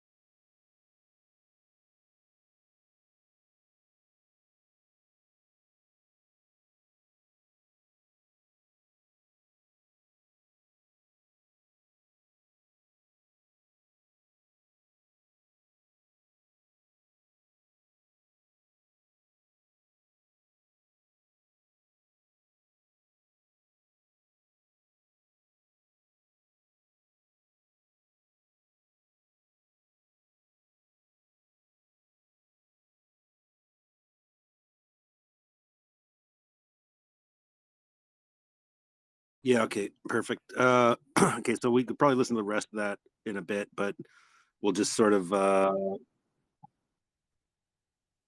good, perfect. Okay, that solves that. Thanks, Inc. Yep. So we're gonna get the streams up. We're gonna ask for the retweets and all that other crap. Maybe people can retweet the room right now, but in the meantime, let's go to Chick and then Renee and then Riss, and then we're just gonna try to fill some time as we can all run around the internet and dump this on everything that we retweeted priorly about the other space. If you can copy the link to this space and then go find wherever you crapped it out on the internet, go crap this out underneath it and just say, oh, spacecraft.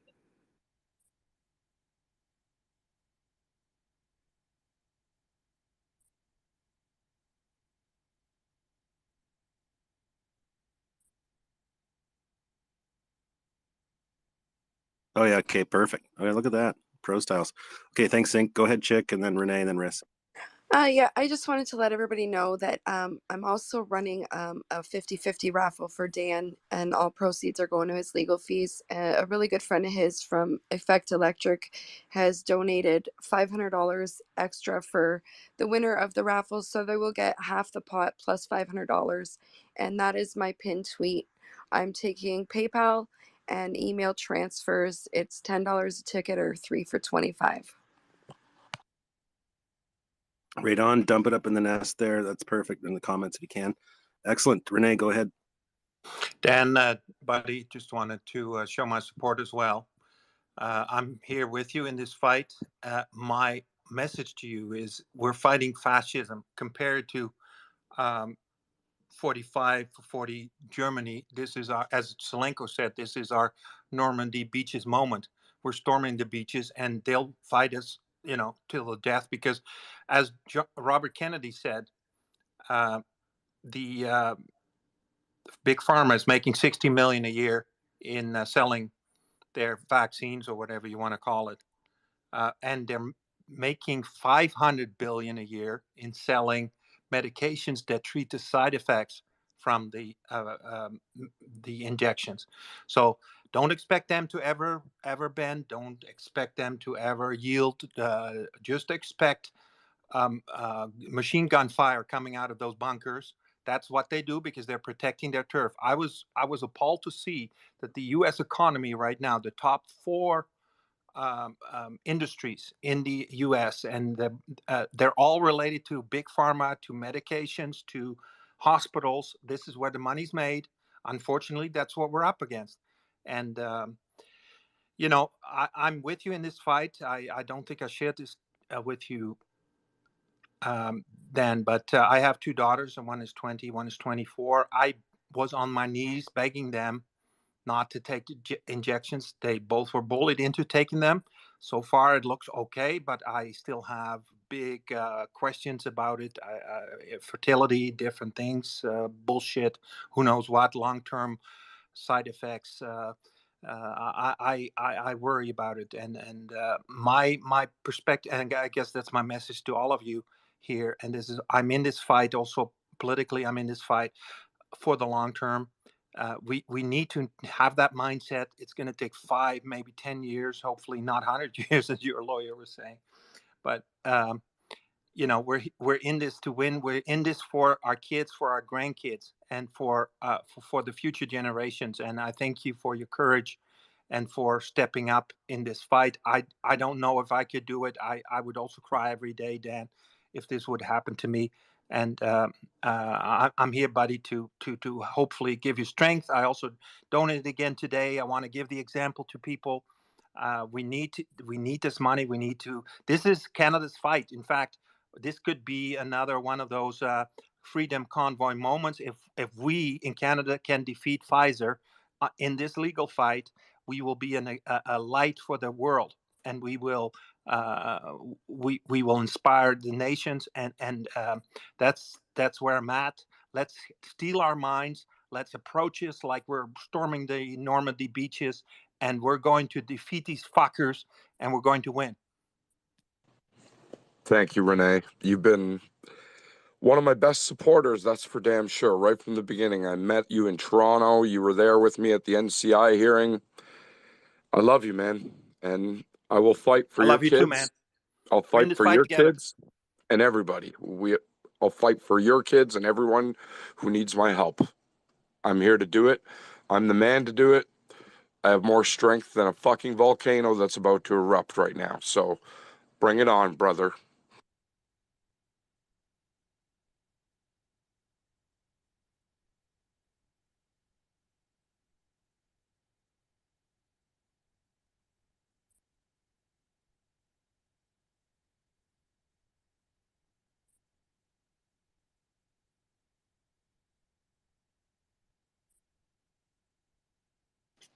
Okay, so I'm gonna go, but Dan, can you just take a look at your DMs and let me know if it's okay for me to broach the subject? I have no expectation that you will discuss it, but I just want to touch base with you before I talk about it. Okay, I'll go look right now.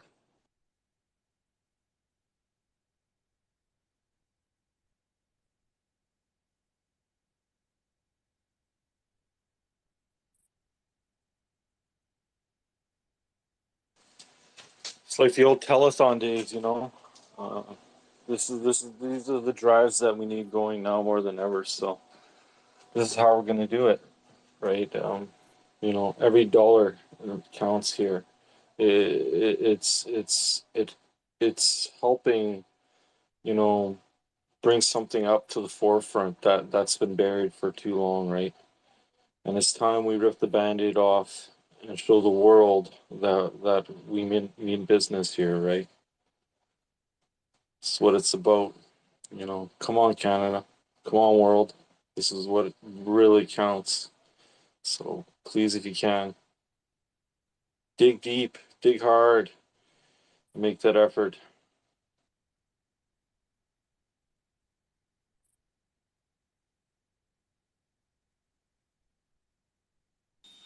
Just go there, head there, health.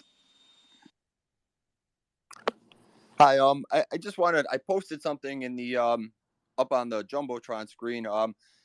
If your answer for Sean, if you're pursuing litigation against the government as far as medical malpractice, in regards to your son's vaccine injury, this would be an area I would encourage you to take a look at as far as vaccine injuries go and the mechanism, the causal mechanism behind vaccine injuries. I've been studying biology, pathology for about 12 years diligently, and in my opinion, vaccine injuries are the result of vaccines causing dormant viruses that a person is already carrying to reactivate. And then this can trigger an inflammatory response in the liver, the gallbladder, the brain. Um, it can cause a cascade of cytopathic inflammation response widespread, and it could kill somebody or disable somebody. Um, the names used to describe vaccine injuries, they'll call it itis, they'll call it autoimmune hepatitis or encephalitis or arthritis. Those are just names used to describe groups of symptoms. Pretty much anything that occurs as a result of vaccine injury, whether transverse myelitis or Guillain-Barré. Those are just names for groups of symptoms. When you look at the underlying pathology and what's causing those symptoms, you start to get somewhere. So I just wanted to add this in. It may be very pertinent in in your court case, and I can see you have some pretty prominent doctors, according to your Twitter account there, kind of on your side. So this would be an area I would focus on, and I'm going to go ahead and donate to your cause as well. So I wish you the best, man. And it's great to hear other people getting involved and standing up for the community and for you and your son. Thank you very much. Funny you mention about the liver, because they said Sean's liver had extreme damage, like an alcoholic, and he never had a drop of alcohol in his life. I'm assuming that's from the vaccine. I don't know. Well, to put it in layman terms, everyone carries viruses inside them. And if you're healthy, if your hormones are good, if your nervous system is good, virus is no problem. You're not going to have any complications from a viral infection. These vaccines, as well as traditional vaccines, they contain what's known as adjuvants. Years ago, it would be aluminum. They would use to provoke a quote unquote immune response, to stimulate an immune response. The COVID vaccines are a little bit different. There's mRNA, and then there's the more traditional AstraZeneca and several others used around the world. But the mechanism of injury is the same. As I was saying, everyone carries viral infections. These vaccines can cause dormant viruses that were not harming you, were not doing anything to affect you health-wise at all. The vaccines can trigger these dormant viruses to reactivate. And let's say you get a virus inside your liver, the body mounts an inflammatory response to it, which causes collateral damage to any cells infected. The liver and gallbladder specifically is implicated in many, many autoimmune conditions and chronic inflammatory diseases. Because once you have a major inflammatory response to the liver and gallbladder, you shut down metabolic function. You greatly alter a person's hormone profile and nervous system, because now they can't digest fats without proper bile. And when a person can't digest fats, they become deficient in fat-soluble vitamins. And I don't want to barrage you with a bunch of information. I know you're, fundraising and trying to get this court thing going, which, like I said, I'm going to donate to your cause. But these are things, if you're recording this space, bring this to the doctors you're working with. And this could be, if you can establish causation, and say, this is what happened, and it's happening to other people, and here's the research, you're going to have much greater chances at success in your case, and like I said, I wish you the best, man. And, I hope the community continues to support you.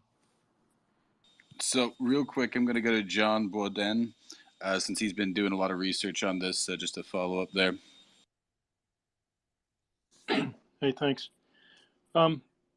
Where's the Chinese girl golfer? I think that was the lawyer, right? I don't see the lawyer here anymore. I just wanted to talk. Oh no, that was just a recording. We were playing a recording of Umar from Umar Sheikh from a previous space. So yeah. Oh, okay, all right. Hey Dan. We've exchanged messages. I would like to talk to your lawyer sometime. If you can DM me the. He's in right now. Actually, he's in the space right Oh, now. okay, great. I'm not sure of his name. Was it Umar? Yes, Omar All Sheikh. right. Hi, I'm John Bodwin. I have a case against the governor, public health commissioner, chief medical examiner, and 4 individual medical examiners of Massachusetts. It's in U.S. District Court District of Massachusetts. If you were to look at that case, I'm not sure if you are on PACER for U.S. cases. A lot of lawyers up there are. But if you are, I could walk you through Exhibit F sometime. It's 123 pages, but the first 15 pages are a summary of the next 100 or so, 110 or whatever. They're actual death certificates correlated to VAERS reports and obituaries, with basically, far beyond the standard you need. These are beyond reasonable doubt. Vaccine kills.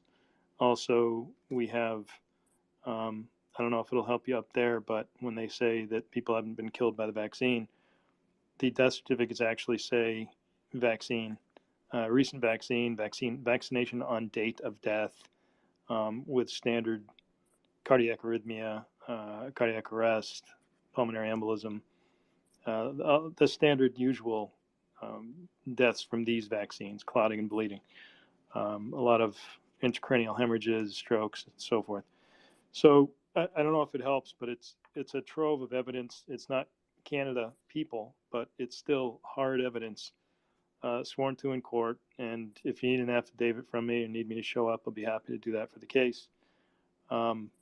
There's more. We're getting more all the time.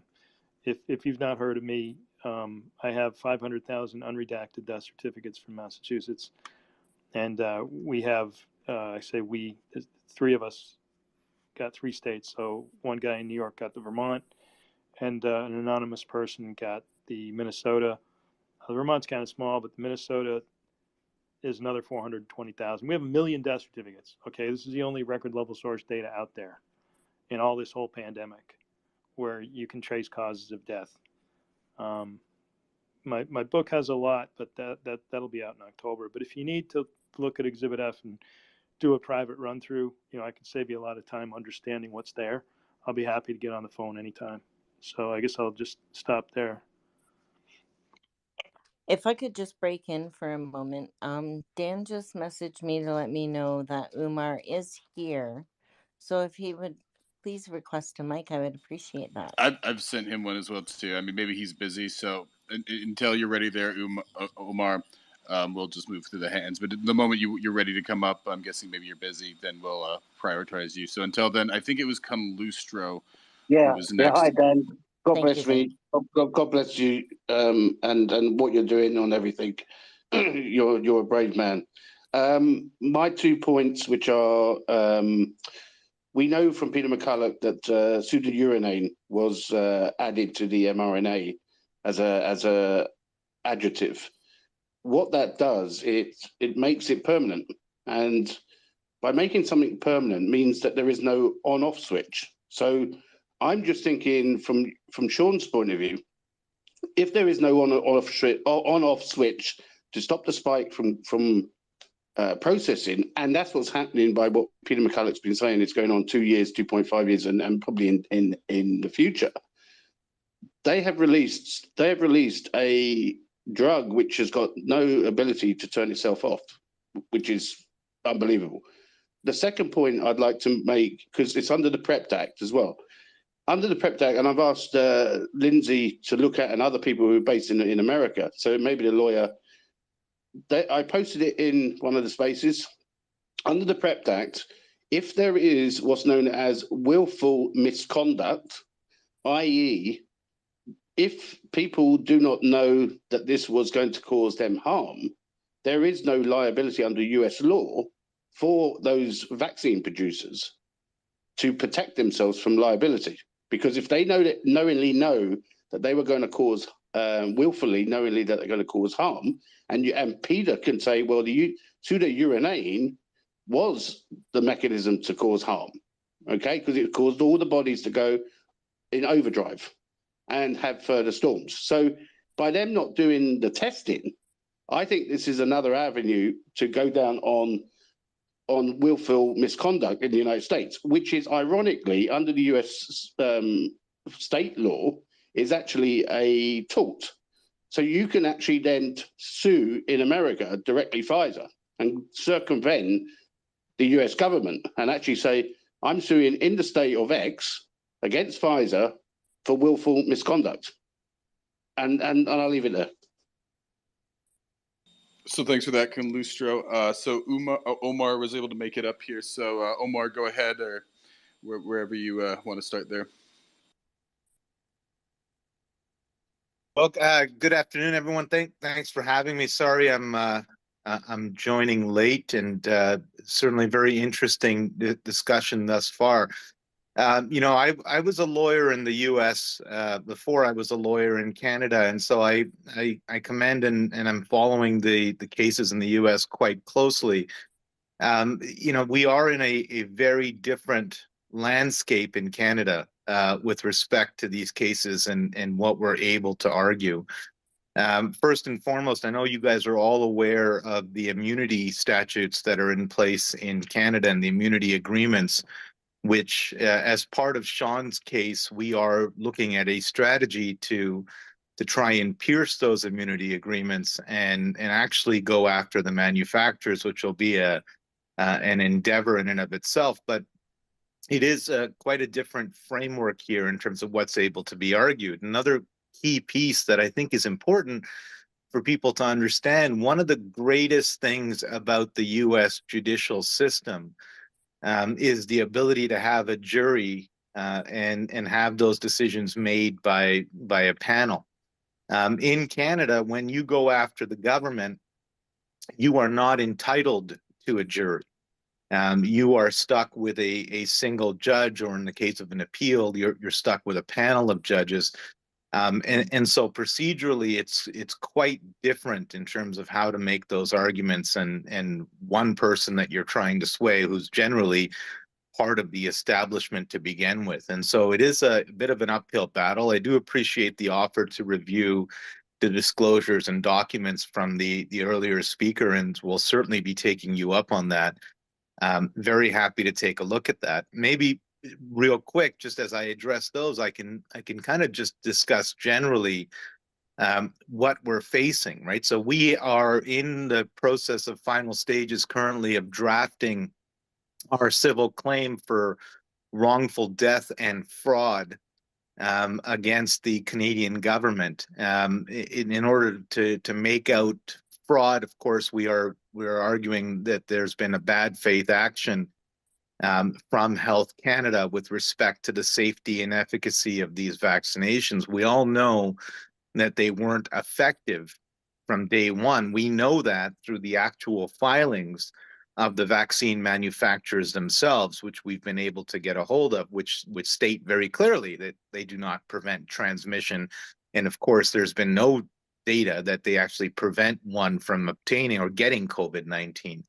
And so certainly they weren't effective. The next question we looked at, of course, were what was the dangers involved? And of course, the data was sparse, but it is there that there is a demonstrable danger to people as a result of getting vaccinated. Not everyone will experience the adverse reactions, but there is a possibility. And so when you haven't provided that full disclosure to individuals and engaged in a systemic coercion campaign in order to get people to get the vaccination, we argue that that's fraudulent and in bad faith. We argue that this young man died needlessly, and it's a wrongful death in tort against the Canadian government. They are not immune from torts. They will be arguing immunity to a large degree in their responses, but they're not immune from wrongful death torts, and so we'll be going after them for that as well.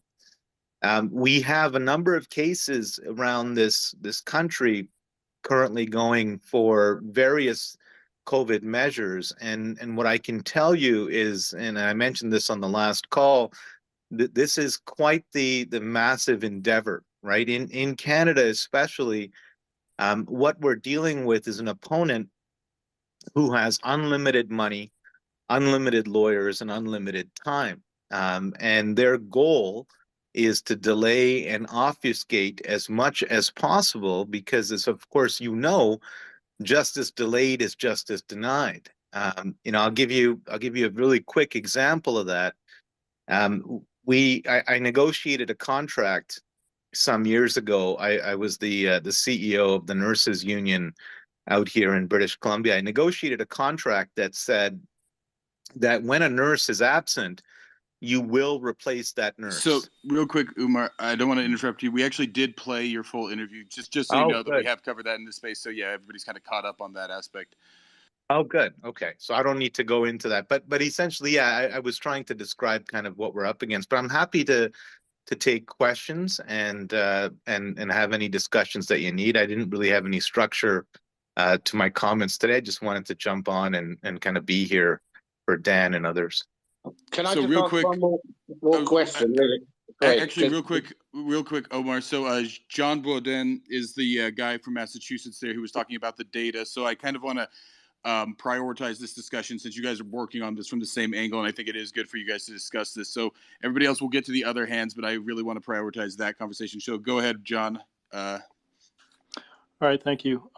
So Umar, you know that being a regular guy, I have no private right of action. I first brought 18 U.S.C. 1035 false statements in healthcare acts, 1040 fraud on disaster relief, 1343 fraud by wire, 241 conspiracy against rights, 242 deprivation of rights under color of law.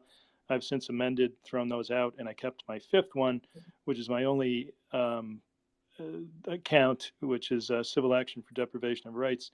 But that's based upon fraud. I'm using third-party doctrine. I got thrown out of law school. I went to law school at 56. I'm 59 now. And the state committed fraud by saying that everybody was dying of COVID. Well, I've proven in the death certificates that they have acute fentanyl intoxication in the setting of testing a dead body for COVID. Blunt force trauma to the head, blunt force trauma to the torso, hundreds of accidental deaths. I also have vaccine deaths where people reacted in 5 minutes, couple hours, died from stroke, from cardiac arrest, cardiac arrhythmia. A little girl, 7 years old, reacted in 5 minutes. She died in 4 days. Her gastrointestinal shutdown. So there's all that. Now, when it comes to the fraud, one thing you might want to look at is if you get to discovery. I don't know the system up there, but if you get there, you'll want to demand a correlation between the immunization registry and the death certificates. You'll be able to find thousands of people who died within 1 day, 3 days. What I propose, I've written some legislation that's going to be proposed in a state here. Met with an attorney general for 45 minutes, meeting with another one this week, and that is we called it bin sorting in engineering. How many people died in 1 day, 3 days, 1 week, 3 weeks, 10 weeks, 25 weeks, and 1 year of a vaccination? Once you get those, you go to the priority who died in a day. Okay, give me their files. You go deeper into the hierarchy of information. What you have there is deliberate indifference to the actual data that's available to them. It's as easy as they could solve this in a week. Now, if in the middle of the case you have the opportunity to demand certain information from them, and you do so, and then you can prove that it's causing this, you can also prove that they've had this information the whole time. The Pfizer studies are 3 friggin' years old, and it's 3 orders of magnitude less than what your government, Canadian government, or even any state in the U.S. has currently sitting on their computers, that they are purposely not correlating the two databases. That's one thing. And then they have a legal duty to act, right, on information and belief that it could cause harm to the public. They are willfully blind to that. They're purposely not looking. So I just urge you to consider that as part of the case. If you ever want to talk, I think this is probably not a good forum for us to talk. I also have my Vermont memorandum, Minnesota memorandum. I'm working on a CDC memorandum right now. And that is, it's basically notice of health emergencies requiring immediate investigation of deaths and false writings on official documents requiring correction. And if they don't act in a reasonable time and people subsequently die, then I can go to every element of murder. At the very least, involuntary manslaughter, definitely felony murder with the fraud as a predicate, and then because fraud normally it's not an inherently dangerous felony, but when it comes to injecting something in somebody's arms, it does become inherently dangerous. So I'll stop now. But I really would like to talk to you because I love Dan, and I know how he feels.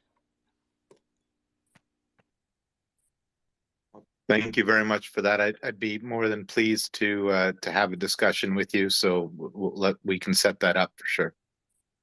Omar, while we got you here, can we just speak a little bit to that record level data that John's been able to get his hands on in the Canadian context? Do you think there's a pathway to get record level data on death certificates and then get that correlation to vax status? Because I believe in Canada it would be a little bit more, let's call it obfuscated than in the States. But for a lot of us math guys, we've been looking at this for a long time. Unfortunately, it's just going to have to come down to death certificates and cross correlating the vaccine rate, and then just seeing, okay, here's your vaccine record. You've gotten 3. Here's your death certificate when you got the 3rd one, et cetera, correlating that data. So because I know that the FOIA stuff is a bit different up here in Canada, but as far as you understand it, would you think there might be a path there? I know it's a little bit of a specific question. It's a good question. I mean, look, there are probably 2 or 3 statistical groups right now digging through our various databases trying to get that information. And a number of FOIs, Freedom of Information requests, have been given out. And as you know, and as you stated, we have a decentralized adverse reporting system and death reporting system throughout the provinces. And that reporting system is not mandatory, nor has it been upkept in any significant way. So I'll give you, 2 quick examples, right? So when we were in let's call it the height of COVID, the fear-based lockdowns where everyone's washing their cereal boxes or whatever. When we were in that, if you were driving, and this is a real example, if you're driving a car, hit a pole, got thrown out of your windshield and died, and also had COVID, it was reported as a COVID death. Even though COVID was nowhere near the actual cause of death, but they wanted those numbers higher for a whole host of reasons, which of course we won't go into now. And then now when we look at vaccine injuries, you have, even in the case of Sean, which is an example of this, where you have a vaccine death 33 days post-vaccination. It's not reported as a vaccine death. It's reported as an unknown death. And really, the only way to draw those correlations is how we're doing it, working with the pathologists, and of course putting those balance of probabilities out on the temporal relationship between when the vaccine was given and when the individual passed away. So there isn't anything central or anything that's kept up. There are, like I said, groups that are working on it. We are working closely with a couple of them in trying to get that data in and clean it up as much as possible. But I think it's been very much intentional to keep that in the shadows in the way that they've done it, so that they can easily come back in court and refute the statistics on it. And it just makes it that much more of an uphill battle. But I'm happy to share what we have and the groups that we're working with.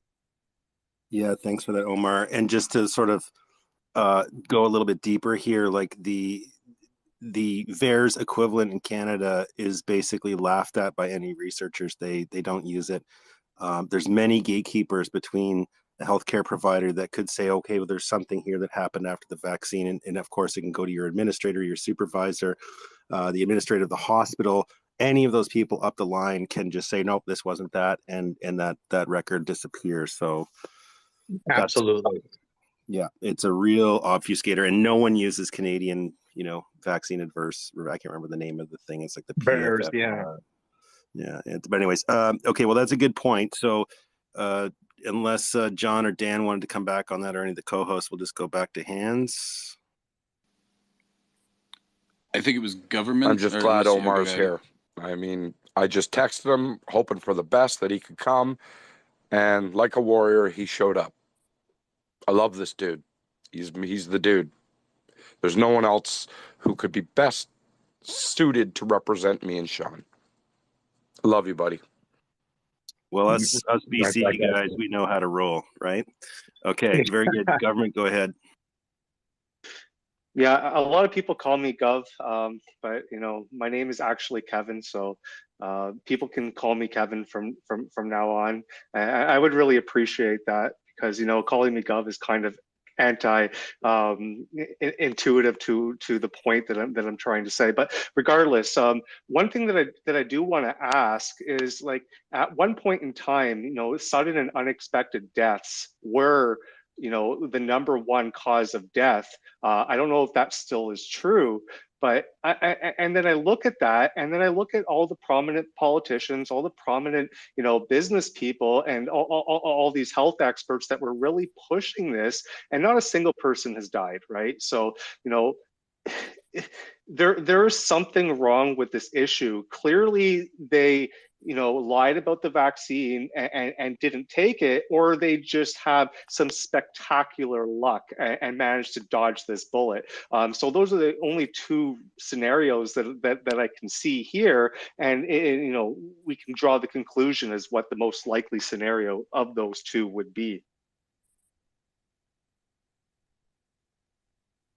Well, just to comment on that, Kevin, I think it's a good point that you're raising. I don't know if it's a luck issue. I think that from and again, this is not hard facts.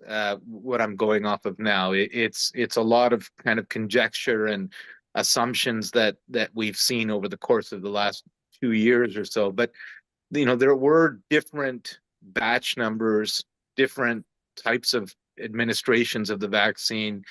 And so I think that might be something that we'll certainly look at, and something that we're interested in finding more about, and perhaps even getting a hold of some various different vaccines and having them independently tested for active agents. But you know, it seems like if you had administered a product that would have killed on a mass scale, you know, very quickly, that population that you seek to potentially control would have turned on you. And so I don't know if it's Machiavellian. I don't know if it's intentional. I do know that there is something very odd about how these adverse reactions have come about and to whom they've hit.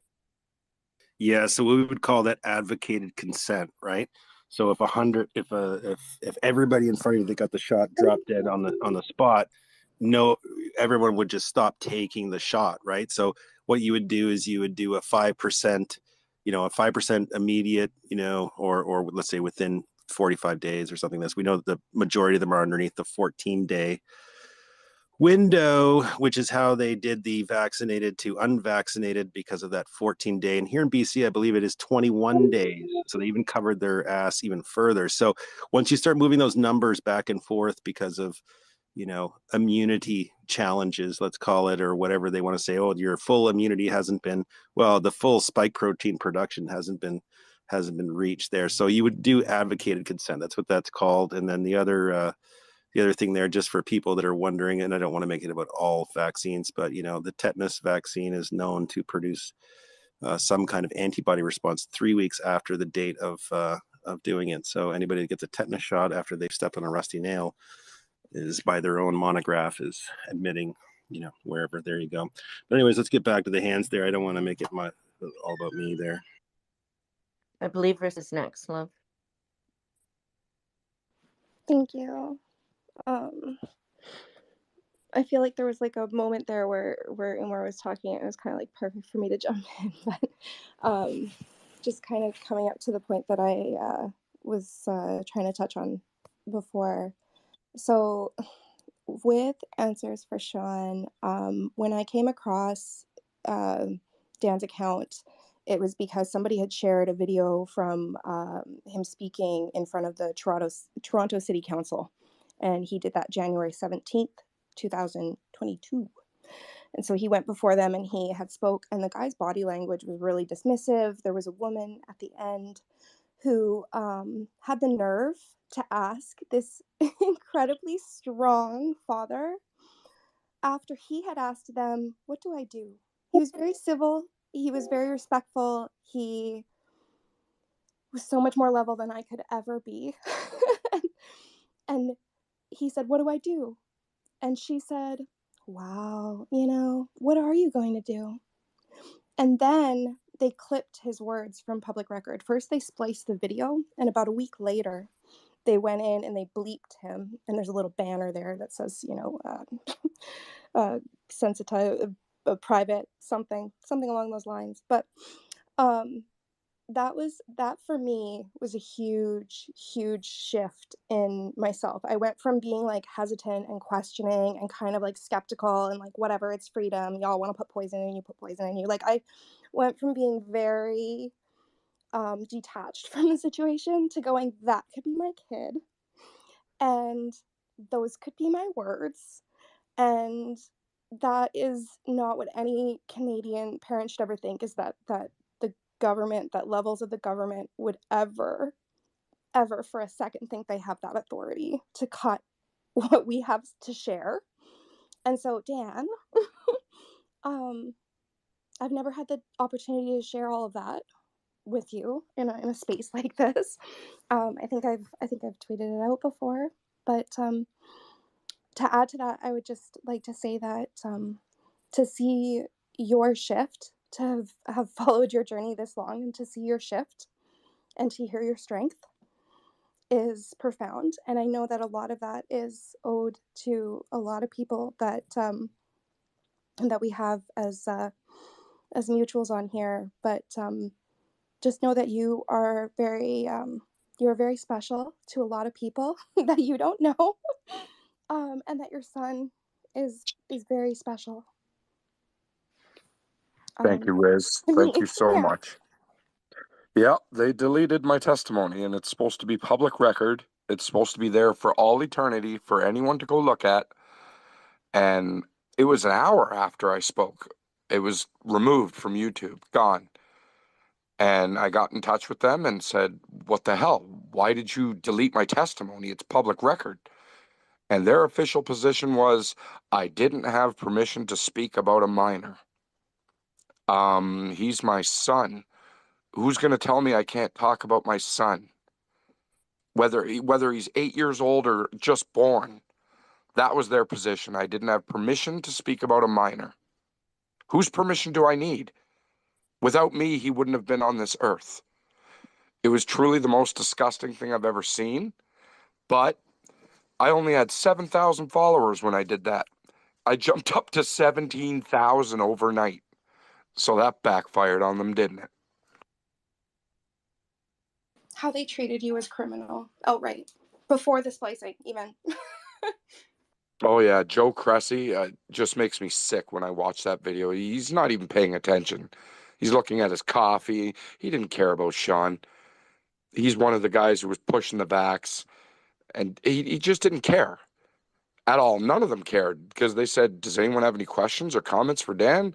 And only that one counselor at the end pretended like she cared. I don't know. Maybe she really did. I don't know. But it was truly disgusting. I would just like to say before we go back to hands that, Dan, I want you to know that the Angels of the North and the Amigos have your back. We may be few, but we are fierce. And if you ever need to reach out to any one of us, you're always welcome. Sink, do you know who's up next, love? I think it was Jamie. Yeah, hello, good evening, everybody. I'm quite astonished at some of the things I'm hearing on here, even though we're all on the same page. We've got to realise that fraud vitiates everything, and we've got a judiciary system which is the most corrupt in the world, not just the US, Canada, UK, the EU, is absolutely corrupt as hell. So I wish we'd stop calling things vaccines, because there's no such thing as a vaccine. It's all big pharma bullshit, and as soon as we wake up to that, you know, the sooner the better. And it's a deeper problem than just a so-called vaccine. The death jabs, the clot shots, they kill people. What we've got to understand is the people that are running the world are psychopaths. They can somebody turn the Well, mic off? honey, are you aware that your mic is open, love? No, sorry, buddy. Yeah, I mean, And I yeah, just, the Jamie, psychopaths. I just want you to know that you Hang are on a in a minute, I room haven't full of finished yet. people, Jamie. You're in a room full of people that are aware. We are aware. Yes, That I know it's that, not but I it's haven't not a finished. vaccine. It's just for Yes, I prosperity's know, but purposes. yeah, hang on a minute. Let me finish. So we should stop calling it a vaccine, because there's no such thing as a vaccine. Absolutely no such thing. I have animals that have never had any jabs whatsoever. They are happy, they're healthy, and they are bouncy. And all the people, I mean, around the world, in the last week, I have had two people. One at work that I know has dropped dead, and one in my local pub who, in his 40s again, dropped dead. He had a flat above the pub, and he worked in the pub. He dropped dead yesterday. So we should stop referring to things as vaccines. They are not vaccines. We need to get our terminology right and realise the world is run by psychopaths. And when you talk about, government stuff, when they do all this stuff, when they're talking in Congress or Houses of Parliament in the UK, it's all theatre. Everything, absolutely everything, is a big fucking lie, controlled by the psychopaths who live in Antarctica. And that's the only way we can look at it, and stop calling it vaccines, because I get frustrated. People are talking about, oh, well, this person said this parliamentary person said this congressman said this. No, they're bought and paid for by the powers above, the psychopaths that rule the world. And that is it in a nutshell. Thank you very much. Yeah, no, it's a good point not to call it a vaccine. I mean, the true word that the science nerds are calling this is a transfection. However, there's a lot of confusion if you start saying transfection in a room like this. So I like what Omar's doing. He's calling it a product, because, well, it definitely is a product. But one thing it definitely is not is a vaccine.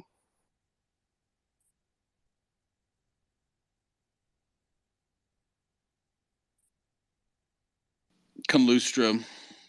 Yeah, hi Dan again. Just really quick things for Uma while he's on the space. Just a couple of points, really, if I may. The understanding of, say, a child or a parent that would take, if they knowingly know that the vaccine was something developed and militarized by the US government, would anyone in the world take it? So that's the first thing. If they knowingly known the information, and this is a question from a lawyer's point of view, if you know and you had the full disclosure that this was actually manufactured, developed by DARPA, no one in the Western world or no one around the world would take it. That's the first thing. The second thing that I wanted to say is, I know in Canada and I know in the UK and also in the United States that there is what's known as medical passporting. So somebody like Pfizer will take the clinical trials 1, 2, or 3 from other places around the world, and then say to the regulator in, say, Canada, which is where Sean is fighting, and would say, we've done all the clinical research 1, 2, and 3. Is there another angle to go to the regulator and sue them for tort that they didn't do due diligence on the clinical trial data that was coming from Pfizer? So is that I just thought I'd put those out there, give you some ideas in terms of thoughts, but would that help in any way? Yeah, no, very, very good point. I mean, that's exactly what we're doing. While we're unable to at this point sue the manufacturer directly because of the immunity agreements, and I talked earlier about we do have a strategy, which I'm not going to get into in detail on Spaces, on how to overcome that. But at this point, let's say you're just going after Health Canada. That argument will exactly be that, right? The argument in tort, essentially a negligence argument, is that you had a duty to Canadians to do your job in a reasonable manner. You failed in that duty. As a result of that failure, people got hurt, and as a result, there are damages, right? And those are the elements of negligence, whether you're in Canada or the U.S. or anywhere else in the world. And so that's precisely what we're doing.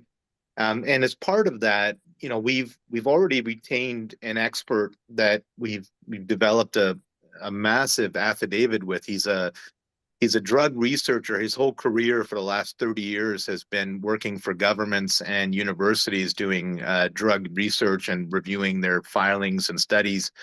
And so he's put together about an 800-page affidavit for this case that will show what the regulatory body knew and when they knew it. And certainly it shows that it wasn't effective. It shows that there were adverse reporting. It shows that the studies weren't on point or cogent with respect to the approvals that took place. And so we'll be utilizing all of that. And so it's a very good point, and certainly something we're alive to. Yeah, and one other thing is an issue on one of the clinical trials, which I thought was done in Brazil. Would that negate in Canada? You can't, passport a clinical trial without actually doing it locally. Well, I mean, to be quite honest, I haven't fully looked into that issue. I think there's a number of journals, of course, that pull sources from all around the world, and technically you're entitled to some level of deference and reliance on those things. But I'll look into that point further on. I don't know about the locality of the studies and whether or not they all have to be done in the geographic region where they're approved, but that may very well be the case. And so I'll look into that. It's a good point.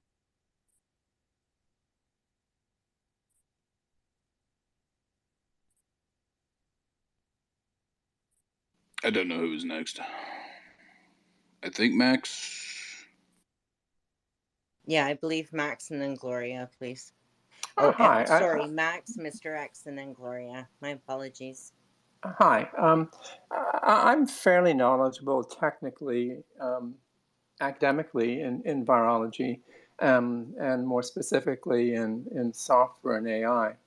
I'm calling because I have some positive news, I think. I mean, whenever I go, I mention the fact that, they're changing the financial system. They're using the virus to provide requirement for global identification, and to not take whatever is coming down the pipe in terms of a vax of some sort. In fact, take no injections whatsoever. So I speak to everyone: policemen, farmers, family members. I've lost 2 members in my extended family, and just for reference in this conversation, the parents of those children that died 2 weeks after the vaccination in my family, those parents, one of them is on a transplant list, and she refuses to acknowledge a problem with vaccines or masks. I just throw that out. Having said that, though, I talked to a policeman in my neighborhood on a regular basis, maybe monthly, and he doesn't want to take the vax. He and his wife were forced to take the vax. Their children didn't, and he will try to avoid future vaxes.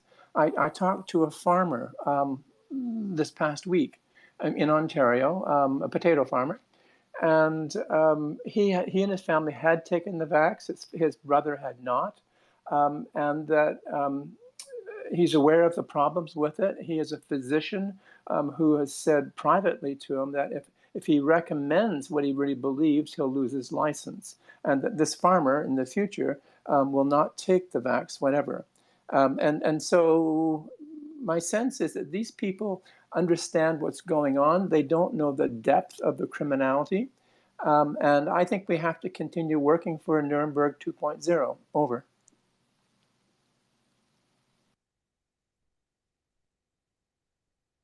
Thank you for that, love. Go ahead, Mr. X. Yeah, hopefully, can everyone hear me okay? I want to start off. It's okay, we'll see. It's okay? All right, well, please interrupt me if not, because I have some very important points, and I'm hoping that... if you could get a little out, I don't know if you could get closer. It's just very thin. Hold on 1 second, guys, hold on. Is that better? Much better. Okay, perfect. I actually have a couple questions for Omar, and forgive me if I pronounce that incorrectly, Omar. But a couple quick questions. So give me a little bit, because there's a lot to unpack, and I always want to come in and contribute to Dan. The reason why. This came to be, the profile that I have, is because, much like everyone's been expressing in the issues that we've had from these death shots, and I am going to call them death shots, and I am going to call them shots. They will never be referred to as vaccines. This was the reason why I came to be, because, Omar, I swear, looking back at August and September of 2021, that my life was at stake. And prior to that, I was a very extremely healthy young man. I'd never taken, thank God my parents didn't make me take anything over the years. I have an immediate doctor in my family. So I come from a medical family background. And, they just always told me when I was even a kid, I don't even remember getting shots, maybe tetanus shots, potentially, just a very bare minimum to get into schooling. But I was very, very young, and I don't even remember that. And then after that, there was no other shots ever in my entire life, for the purpose, because my parents instilled in me, and they said that, you're pushing a live virus into your body. And regardless of whether or not they're virologists or scientists or doctors in this room that don't believe it, that's the honest to God truth. Perhaps that's the reason why I was so extremely healthy my entire life, up until the age of 42 years old, where our government and foreign countries decided to get involved and to really put the pressure on the people to go get these, in my opinion, death shots. Now, I never would have imagined coming to where I'm at today, and trying to find help and purpose, and trying to put some, hope out there to people that are extremely suffering, like Dan Hartman. And I applaud you, Omar, for doing everything that you have done, because none of the other lawyers have the audacity to come out and make something happen. And so my question to you, Omar, is because, there was so much pressure, and because I told myself, oh my God, look at de Blasio. He's touting. I mean, you had, government officials out there on camera, on commercial, and forgive me because I'm very passionate about who I am and where I'm at. But you had these son of a bitches out there in the media pushing this over all of the networks, where you have him eating on camera McDonald's, for crying out loud, that just amplifies the inflammation in our bodies. They knew something, Omar. They had to have known something. And I really, it really takes me aback by this, and it makes me really frustrated, because over this whole entire thing, I told myself I would never get in this position. and sadly, because I took those 2 death shots, the one on Pfizer, which of course I immediately filed a successful VAERS report, so I have confirmation. They're noting that they're going in and they're taking these, successful VAERS reports, and they're just all of a sudden no longer there anymore. So I do have a successful one. I have the confirmation number. I filed it immediately on my own because I knew that I was going to be fighting for my life. So, Omar, my question to you is, after hearing all of this and after seeing what you're seeing and the professionalism that you are, I mean, my God, my hat goes off to you, my friend.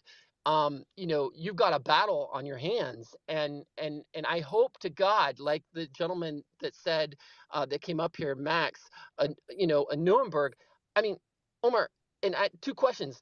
When in history have we ever heard this much, like, just suffering, pain and suffering, and people really, really, at their wits' end, trying to figure out what the hell did these guys do to us? Because regardless, there was no such thing as safe and effective with these vaccines. This was fraud, and this was fraud committed at such a high level that I don't even know if we're ever going to be able to understand the committed fraud that happened. And the reason why I say that, Omar, is because it's not just this. It's all these messages that are now coming out. You've got you got I mean, you got Purdue Pharmaceutical committing complete criminal fraud on the behalf of greed. It was greed. And the reason why I bring that up is because they just released that new movie. I mean, how many movies that are true, whether or not they're super super true, or maybe there's some false aspects behind it.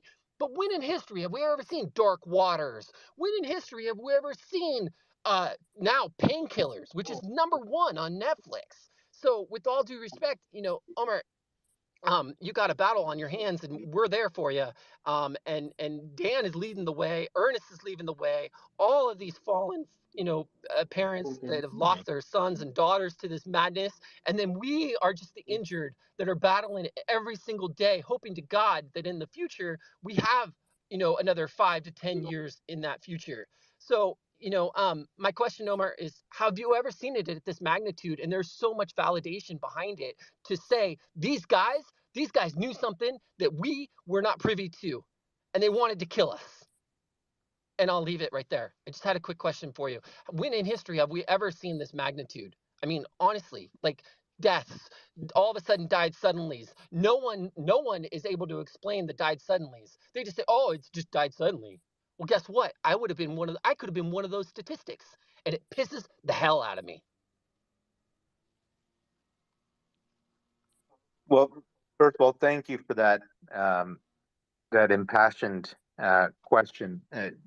Let me clarify something. I always, I appreciate people talking about me or any virtues, but really this is Dan Hartman, and this entire case, even my involvement is based on Dan Hartman and his courage, his integrity, and his will to fight. And so, I'm just a simple tool that Dan is using in his arsenal, and him and his team have so many tools that they've built over the last while, and so my hat's off to them, and I'm just happy to be any small part of assistance that I can. But any accolades should properly go to Dan. He's the one who's gone through this. Look, you ask a question of when we've ever seen this. Well, we haven't, right? Everything that we're doing is precedential. The practice of law, whether most people know it or not, it's not like the TV shows. It's not like the movies, which are over in an hour, or a Law and Order episode where 30 minutes later you get a judgment. The practice of law is quite boring. And that's generally how it's been, since after the 70s, for example. It's mechanical, right? Lawyers get in the same type of cases, and they have things they've drafted before and decisions that have been rendered before. And it's very easy to say, here's a roadmap of how I'm going to work and what I'm going to do between client A and B and C. When it comes to COVID and the type of things that we're doing, none of this has ever been done before. There is no history. to rely on. There is no previous decisions or previous draftings to try and figure out. This is very much an exercise, very akin. And again, I'm not comparing, the civil rights movement, but in that movement, even in the States and in Canada, those lawyers had nothing to draw on when arguing for equality and trying to change hearts and minds. And so when we're looking at the COVID stuff, it's there is a similarity there that it hasn't been done. Now, one thing I would caution you against, um, let's not ascribe intelligence to stupidity. You talk about Bill de Blasio, eating his burgers and saying, get the vaccine, and other people like that.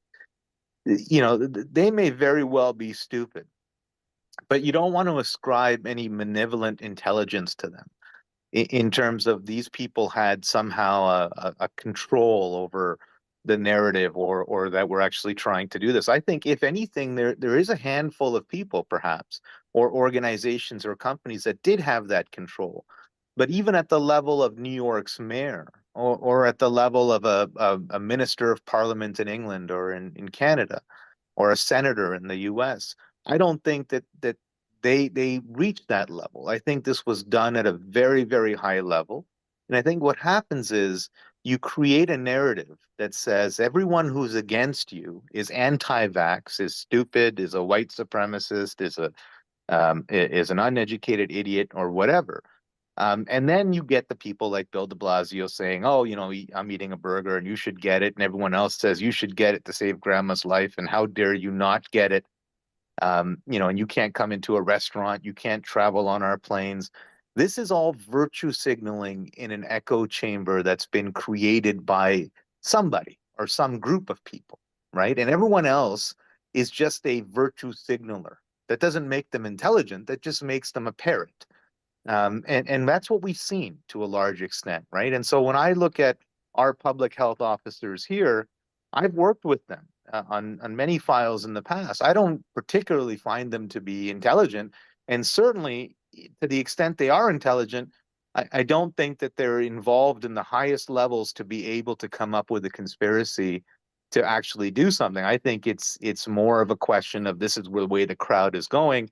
And if you want to be a virtue signaler, you better get on board with that, which is what we've seen. So those would be my comments. But thank you for yours. Yeah, no problem, Omar. To that point, just because you did mention something, and then by all means, everyone else, I'll turn it over.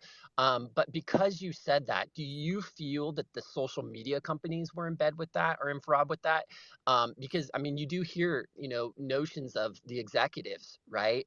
Um, potentially having some other additional information or being able to censor what they wanted us to hear.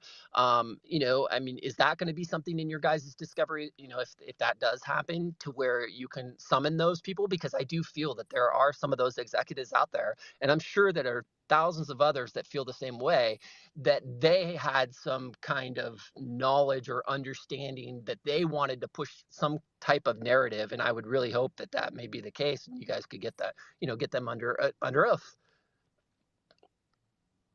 Well, I think it's a good point. I mean, our battle is against the Canadian government, and so our discovery is limited to any actions they took with social media companies. And so there might be something that comes out of that level of discovery. But you don't have to listen to me on that. You have to listen to the social media companies. They themselves have now come out and said there was censorship.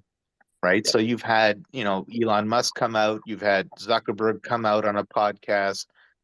You've had them come out and say there's censorship. But remember, guys, like let's go back in time for a moment. Now it's 2 years ago, 2.5 years ago. The overarching message, no matter which country you were in, was, have fear, and we're all in this together. We're all in this together, and everyone is scared. I mean, I made a joke earlier about washing cereal boxes. I washed a cereal box once. That was the stupidest thing I ever remember doing, but I did it. And so that's my point, is that, everyone had that mentality. And so when it came to now there's a vaccine, and that's what they called it. They called it a vaccine at the time. So they say now there's a vaccine, and everyone who doesn't get it is killing you and is killing grandma and is a stupid idiot and is a white supremacist. Then of course you get the people who work at these companies censoring stuff that's against that narrative, right? I mean, it's there was this whole notion of mass formation, which is well explained in a number of different books, and some great authors have spoken about it much more intelligently than I can. But it certainly makes a lot of sense to me in terms of why a group would act in this way of people who are otherwise normal human beings who wouldn't do this, right? And so hopefully we're coming to the end of that cycle. Thank you, Omar. Okay, go ahead, Gloria. Thank you so much, guys. We appreciate all you have to bring to the table. Gloria, you go ahead, and then Kevin, you're up next. Thank you so much. Firstly, I just wanted to let Dan know that, I definitely support you and support what you're doing for all of us here in Canada. Really appreciate it. I guess my question is for Omar. In Canada, as you know, there are hundreds, thousands of injured, and most don't know really where to start to look for their own, I guess, legal representation. So I'm wondering if those that have been fighting on the freedom side for the last few years have thought about something on the greater scale for the injured. I know that there's a small number of cases going through. They're the ones that you're dealing with. They're the ones that Eva's dealing with. But is there somewhere that the injured can get sent to see what their options are? There are some with some extremely good cases. I mean, I'm wondering, if any of the lawyers have considered taking on the AstraZeneca claimants, those that received the 1.5 million doses from that defunct Baltimore plant. The FDA shut it down because it had such large problems, but we took 1.5 million doses and gave it to the population. I know a number of dead and a number of seriously injured with those lot numbers, and they're looking to figure out what they can do. So I guess my question is, I don't want to take anything away from Dan or Dan's space, as I know what he is fighting for is the most important thing. He's fighting for his family, and he's fighting for all families. So again, I don't want to take away from that, but I do work with a large number of injured here in Canada, and their biggest question is, where do they go? Is there anywhere? Have the legal groups started to come together to? So I guess that's my first question. And then my next question is, for those of us within Canada that don't have the finances and can't donate, is there anything that you can advise us to do to help build this case? I know social media wise, we can do it. We can talk amongst our groups. I'm hoping you've already communicated with the freedom groups, as I think they can probably definitely assist moving this forward off of a Spaces platform. But I guess maybe tell us as a community what we can do to help, because I think you've got a lot of people behind you and backing you, and a lot of volunteers, I guess you can say. So just wanted to say thanks for the space, and Dan, thanks for fighting for all of us. Thank you, Gloria. I put in the bubble down at the bottom a flyer. Angie and I have been posting them all around my town on every telephone pole. For those who can't donate, it's got the link for the fundraiser and the code to go directly to it. Just print out some flyers, hand them out, put them up on telephone poles. Every little bit helps. That's going to reach a lot of people. So real quick on that, and to remind everybody, we have the Get and Go in that set of links I put up there, also where you can share out this on various feeds there. The one thing I guess maybe Omar can answer the question about the other things, but I guess also, Omar, you can kind of what the importance of kind of like a landmark or a flagship case like you have here with Dan is, and what that kind of long term can mean for other cases too, right? Yeah, no, look, they're both very good points. In terms of the vaccine injured in Canada, there is a statutory process that's been put into place called the Vaccine Injury Board. It's not very effective and it doesn't pay out, and it's known for denying most, if not all, claims. However, one of the cases we are not looking to advocate for, but if it did come across our desk, we'd be interested in, is someone who's gone through that process and is unhappy, because challenging that legislation and challenging what they're doing is very, very important to set a landmark precedent as well in the courts. And so, certainly you can direct people to our website. And Eva's another one who's out there doing that as well, and we're certainly working with Eva and trying to help out as best we can there with her vaccine injury case, which is a very important case. But that's there isn't many lawyers doing it, and that's unfortunate, but that's just a reality of the law in Canada and the way the practices work. In terms of the precedential value in this case, it's tremendous when it comes to Sean. If we're able to prove to the judiciary that on the balance of probabilities, there's been a wrongful death here, and that the Canadian government is ultimately responsible for that death. If we're able to prove that fraud did in fact occur, or a degree of negligence that was so significantly outside of the reasonable norms of conduct that negligence resulted in death and misrepresentation and bad faith behavior. If we're able to prove those things, that opens up the floodgates in this country on any number of claims that would have to deal with both injury and death and the vaccine efficacy. Like, one of the things we've been dealing with right now, in a lot of cases, the courts have been taking what's known as judicial notice. So they've been saying, no, Health Canada said there was a pandemic. Health Canada said there was a vaccine. So that's all true. Now you don't get to lead any evidence with respect to that. And so there's a lot of challenges going on that judicial notice. We'll be challenging it as well.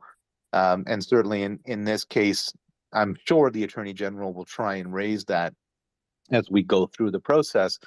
But the precedential value is extreme. There aren't cases like this. There aren't people like Dan who are willing to put everything on the line to bring this type of case. This is why we were so honored to one, be chosen by Dan and then be able to work with Dan, is because what it takes to bring this case is just huge. He's literally standing in front of a massive opponent here. It's a David v. Goliath situation, and so we're happy to be behind him. But yeah, this is the case that we feel would be best suited, based on the facts, to set the precedent we'd like to set. A lot of times when we've been looking at vaccine deaths and significant injuries, sometimes there's people that have that, but they have pre-existing conditions, comorbidities, other things that people can point to, right? You can say, oh, you also had diabetes. Oh, you also had, a failure of an organ, or, oh, you also had, all of these other issues, and then you died. And so courts can rely on that and say, well, maybe it's the vaccine, maybe it's not.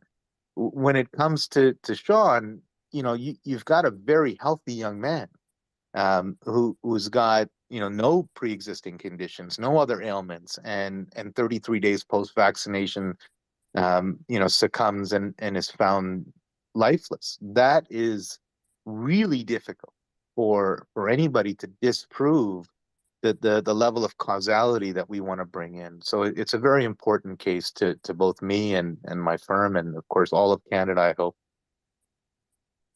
So real quick before, Andromeda, do you have a question? Because I do have a follow-up question. Yeah. Can you just tell me if the background noise in my house is too much? Nope, it's fine. Awesome. Okay. I guess my question would be for Omar, and would this be grounds for exploring maybe a class action lawsuit for all vaccine injured and affected?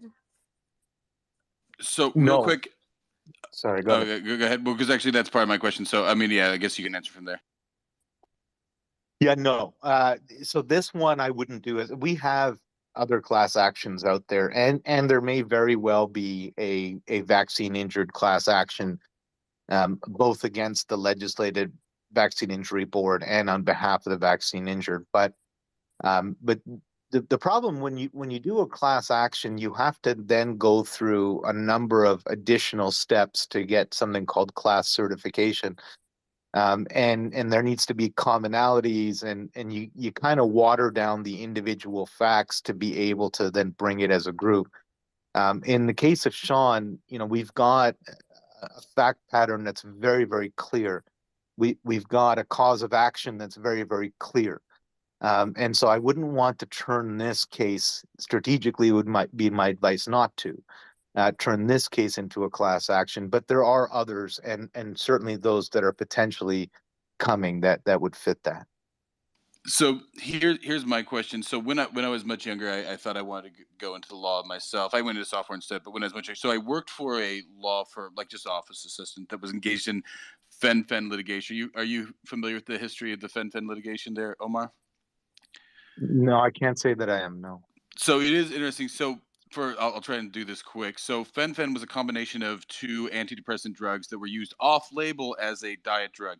Now, the reason that there was a strong case against fen was because, for anybody who doesn't know, when you say, when it tells you, go ask your doctor how such and such can help you, what the doctor then does is he goes and looks at something called the physician's desk reference, which was originally a big fat book. Now it's just a computer program. So he goes and he looks at that and he looks at, contraindications. It's like, oh yeah, it has this much chance of this kind of thing and all that. So the reason that the company that had was pushing the drug, American Home Products there, did have kind of a pretty weak position and were able to be sued was because they'd intentionally updated like minor side effects like alopecia, but weren't updating the more serious side effects, which were to the heart and lungs, right? So that showed, intent to, deceive and stuff like that. So once again, much like this, right? There was a landmark case, right? Sometime in the mid to late 90s, a young woman who was getting ready for her wedding there was taking the diet drugs and up and died of a heart attack, right? So it was a very, once again, just like Sean's case, right? No comorbidities, other than being a little bit overweight, right? Healthy young woman and stuff like that. So then, they got a settle, a judgment or a settlement. I can't remember there, and then it became a big class action suit. Now, what's interesting with this though is, and this is, I guess, my question there, Omar, is how people can protect their future, because this is a long process. I think that's what you're touching on here, right? This started in the 90s, and it was still going into the 2000s that people were still suing and trying to find justice on this stuff. So there was a class action. They got what you called it. I forget what you called it there. Like that they could handle the class action, and so then they went and they settled, and there was this big rainbow colored form. And so this is where it gets very interesting and sort of weird. There was different colored forms that you could fill out there. One was like, oh, if you get this kind of damage, you could fill out this. But one of those forms, that wasn't rainbow colored, it was the white form, they called it, was the one to reserve the right to sue individually, right? If you signed the blue form, you could get like $500,000 for valve damage. If you signed another form, you could get like 6,000 for whatever. But especially there was, so in any of these class actions, right, there's always a way to opt out of the class action, right? Because they want you in the class action, but they always, and they're supposed to like, notify people and tell them and all that stuff. But of course they do it very shadily. And then there's also a time limit on that. And so then it becomes a question of, oh, could you have known? Should you have known?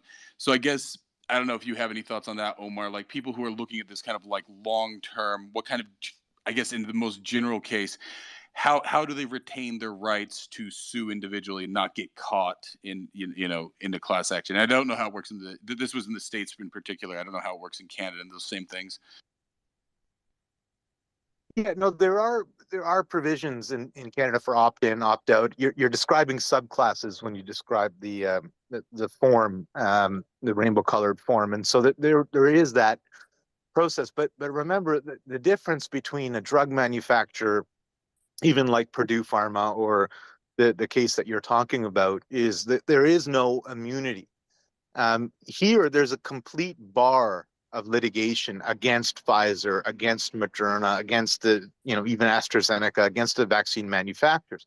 And so you're not able to sue them in court at all, much less get a class certification. So right now, what you're able to do is potentially go after injury against the government that approved it, if you can prove that approval was bad faith or fraudulent or any of the number of things that we've talked about.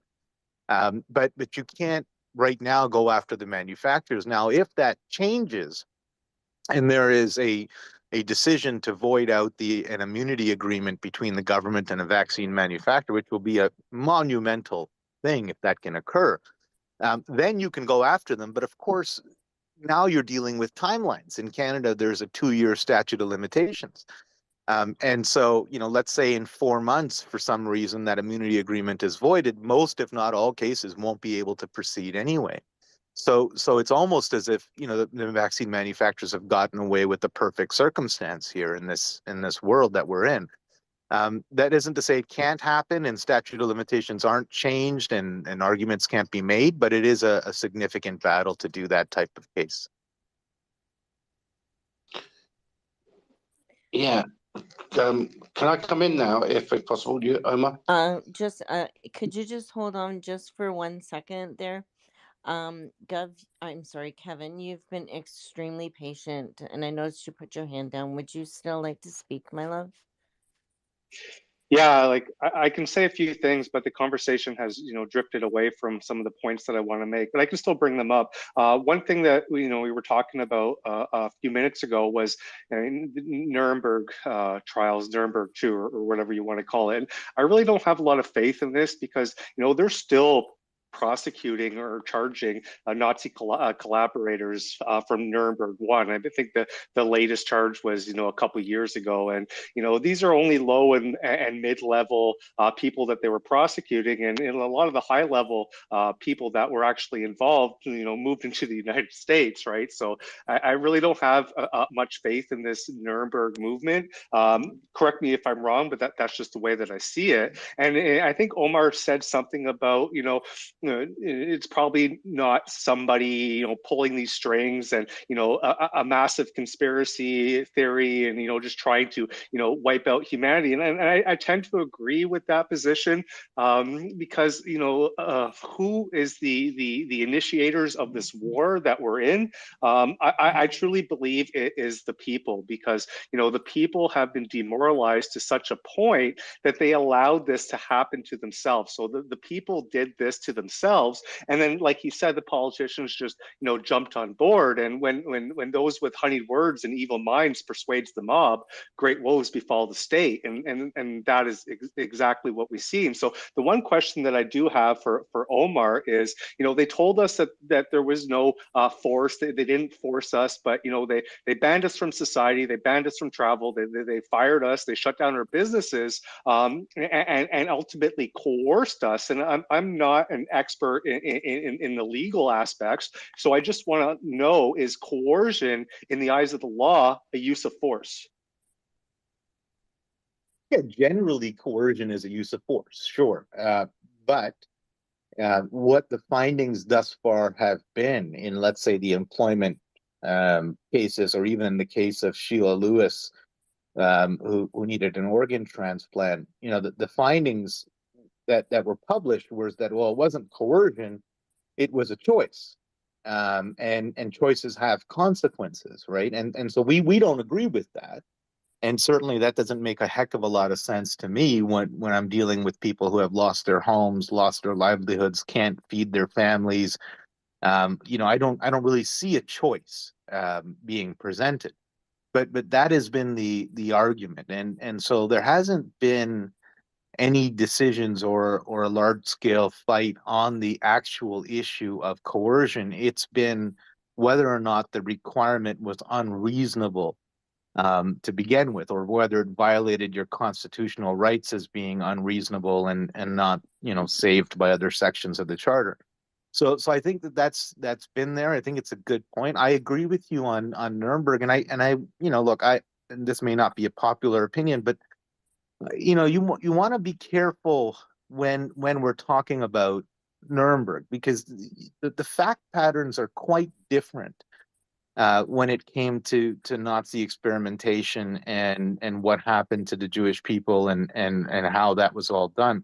It is a very different fact pattern. I know a lot of people have cited the Nuremberg Code in some of the work that's been done in Canada and the US, that isn't going very far, and it is ending up turning people against you that would normally be with you. Because when you're comparing even Bill de Blasio, as we talked about as an example, the former mayor of New York, and you're comparing them to Nazis, you get a whole bunch of different camps of people getting their back up and then saying that you're the ones that are unreasonable and crazy. I think ultimately the Nuremberg stuff is important. Medical experimentation is important, but here, let's look at fraud. Let's look at negligence. Let's look at wrongful death. There are different things you can plead here without going through that channel. Yeah, and for my quick question to you, Uma, was the alternatives, which we know now in the last week, which is ivermectin, was safe, and has come out in that the FDA have lost cases with other doctors in Texas, etc. Doesn't that add weight to the fact that Sean had an alternative that was denied to him in law, that he should have been given ivermectin? And many people in Canada were denied ivermectin. There were pharmacies that were shut down. There were doctors that prescribed it were removed from things. So maybe the alternative, the route of the alternative that Sean should have had a legal alternative to take was denied to him. Yeah, I mean, look, when we look at ivermectin or any alternative therapies, whether it be vitamin based or medical based, the issue here is, if you have an alternative that's reasonable and is working, like ivermectin, for example, then you can't go off and issue an emergency vaccine authorization.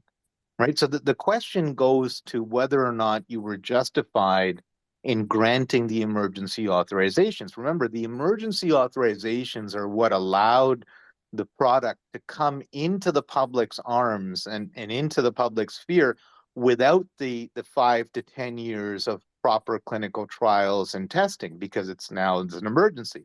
Well, in order to have an emergency authorization, one of the key pillars is that there are no therapeutics that are currently working or available. Now, there were, right? And we know that. We know that there were other therapeutics available and working that people did use and could have used and were demonized for using and or prescribing, depending on what profession you were in. That is a very good argument to go after the government in their decision to invoke the emergency authorization. It may not be enough to go after the vaccine manufacturers because they're seeking authorization and they're not granting it. But it is a very good point, and something that certainly we would be arguing when we talk about the standard of conduct of in Sean's case.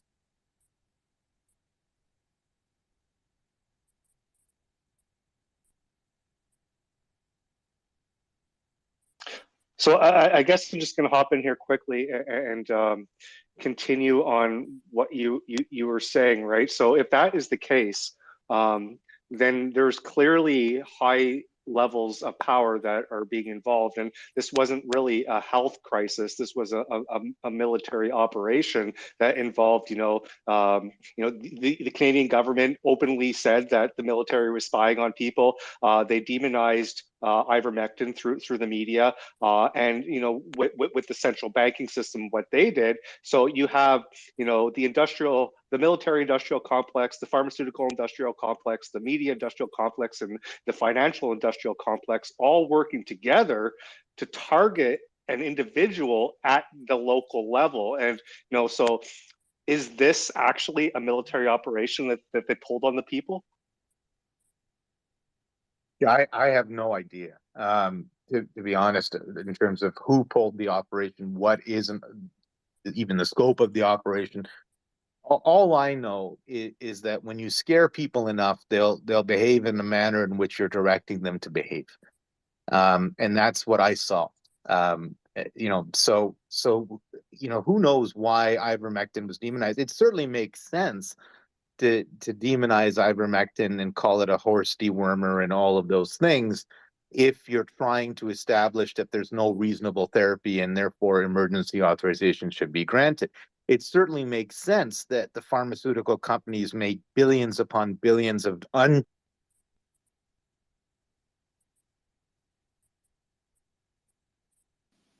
Did we lose him? He cut out there for Yeah, he's gone. Just a note on that. Ivermectin's now. Umar, you cut out there. I don't know if you can hear us. Can you hear us, Umar? maybe tried dropping out of the app and coming back in. Wait, I think his mic went open and close. Umar, are you there? It says mic open and close. I have a response to Umar's position if one has time. Well, I mean, we were trying to see if Umar's even here still, so we'll wait. Yeah, just be a little patient, loves. Umar, are you there? Can you hear us? Can you give us a thumbs up? Because if you're talking, we can't hear you. Can you give us a thumbs up? Can you hear us? Or anything like that? Says it's connecting. We should make this opportunity to everybody to retweet the space, drop some comments, and share what we're doing here. If anybody doesn't know the easiest way to do that, the easiest way is to go down to the right-hand corner to that big purple button that we call the bubble, and the base tweet there, the one that has all the likes and retweets, just like and retweet that. That's the easiest way. There's other options, depending on if you're on iOS or Android, to then share the space more directly. But if you haven't at least done that, and actually I will emphasize that we've been asking for this, and there's 88 people in here right now, and that's just currently, and some of these people might not be in here, and we only have 27 likes, 19 reposts. So if you guys could just help us boost this room, right? If everybody could just go down there into the corner. Like I said, it's not TD, right? It gets it out there, kind of shows trajectory and velocity on the importance of this. And so if everybody could just go down there, like it, and retweet it, that'll help us kind of get more exposure for this, and not just remember this is also a recorded space, and yeah, there was a part 1 on this, and everybody and somebody might want to actually go and put into the bubble there for this the part 1 of this conversation so that people can kind of catch up there. So yeah, so like by liking and retweeting this, you'll then allow other people to go and listen to this after the fact too. So just want to emphasize that. So it looks like Umar's down right now. So Umar, if you're down there somewhere, or if anybody knows, if we can get him back up there. So yeah, until then, so yeah, if everybody could like and retweet the space, and then we'll move on.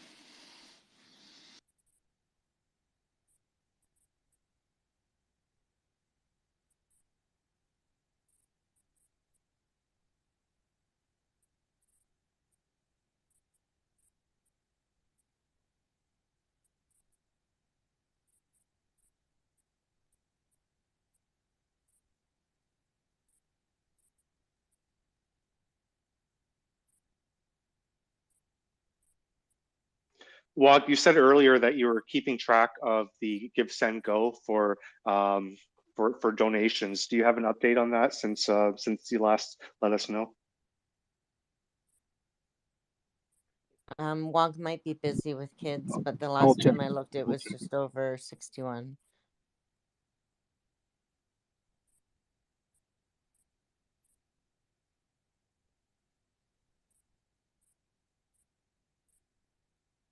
You guys can attach those links down below too. I'll get it out to a few networks. I'll step aside here so you got some room to get Omar back in. I'll check back in a bit.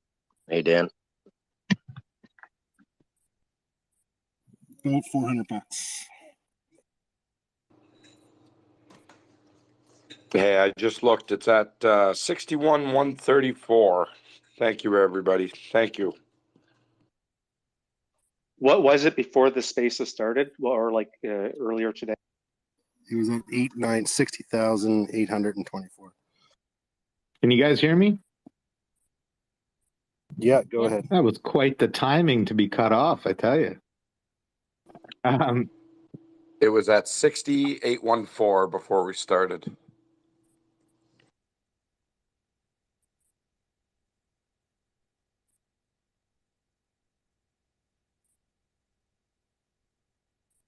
Yeah, so Umar, do you want to pick it up where you left off there? I don't know if you got stalled connection or if I can hear you properly. Yeah, can you hear me? Yeah, I got you loud and clear. Go ahead. Okay, yeah, thank you. Yeah, I have no idea what's going on with my Twitter. I just logged in from a different device.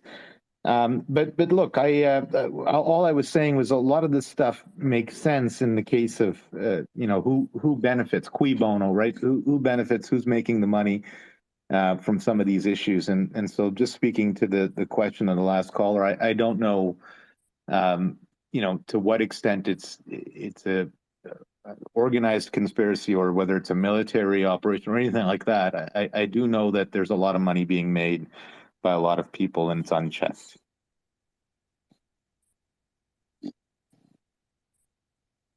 And I was reading a report that now, after what the governments did worldwide, there are an additional 21,000 deaths per day due to starvation because we shut down the first world.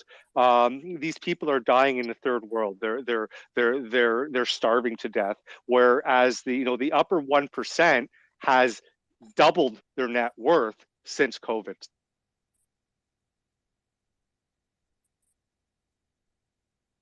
Just a note on that ivermectin now, it's approved by the FDA as well. Studies have came out showing its efficacy. So Yes, but increasingly difficult to get in Canada, and if you want it in actual human consumption pill form, and I'm hyphenating my fingers here, with air quotes, uh, it's like 5 times more expensive than it was a month ago. So something that came to my attention recently was a lady that managed several radiologist clinics and said that these findings were all submitted early on to health ministers from several clinics that she managed and owned. And they all knew early on and turned a blind eye. So it's side note. Well, we have the FOIA emails from Bonnie Henry, her response. And so this is the early metric guy, Dr. Charles Hoff. You guys have all seen him on the interwebs.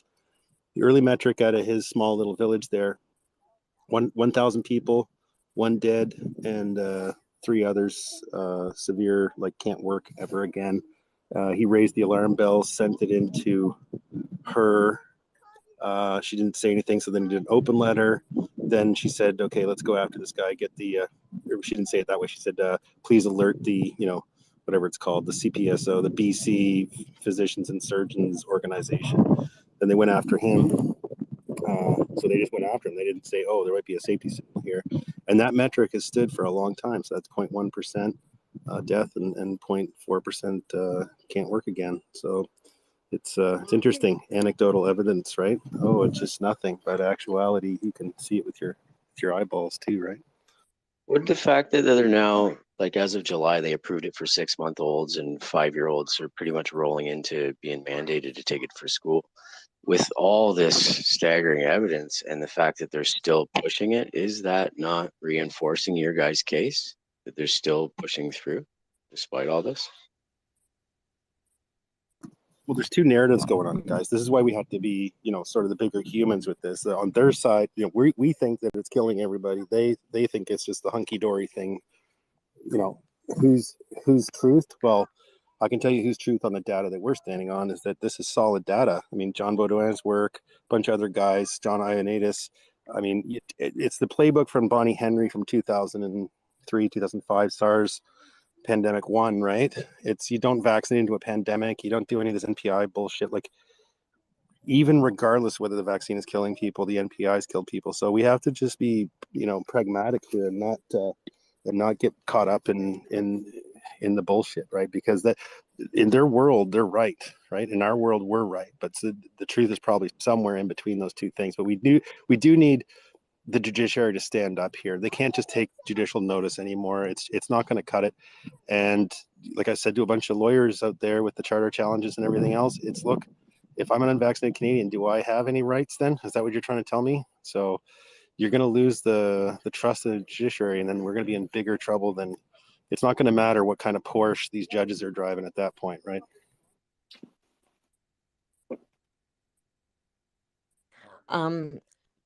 I think Omar is broken again. No, I'm on. Oh, okay. Sorry.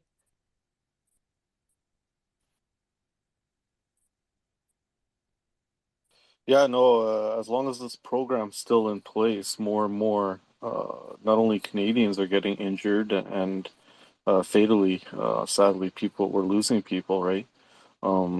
You know, the scales and balances are tipping too, right? Keep that in mind. I'm just hoping, like, I wanted this stopped a long time ago, but as long as this program's in place, we're gonna continue to see the results of this Pandora's box literally being opened up on all of us, right?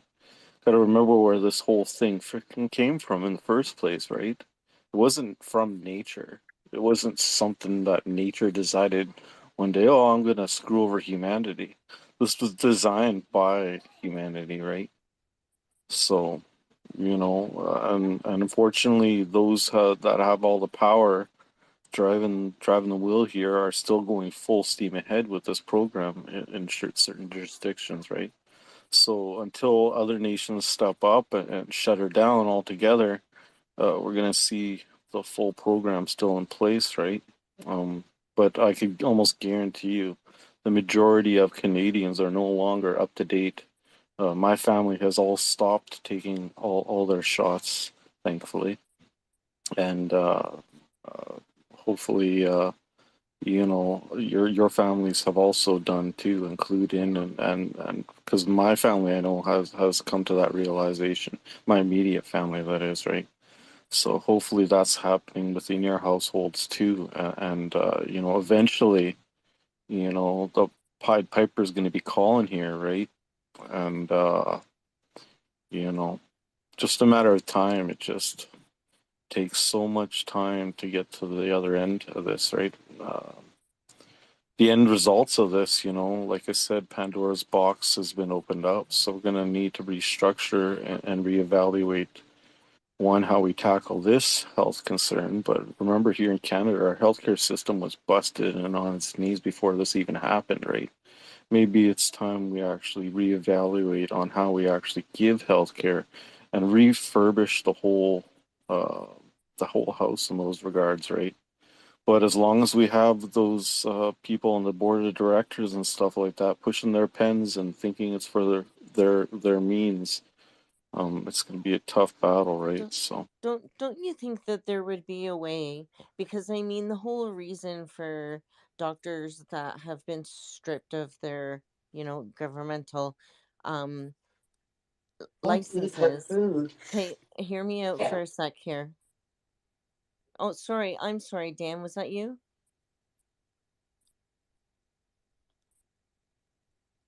Might have just been I it didn't might have hear just you. been a mic thing. Oh, okay. Um, shit. Where was I? So real quick, while you try to remember, so I put it up there in the nest, the flyer that Dan puts out. I don't know if Dan can hear me right now if he's busy. But Dan, do you have a higher quality image of that flyer? Because that looks like it's kind of like a screenshot of a screenshot. Because yeah, if you have a link where you could provide that flyer so that other people could possibly print it off as well, that'd be great.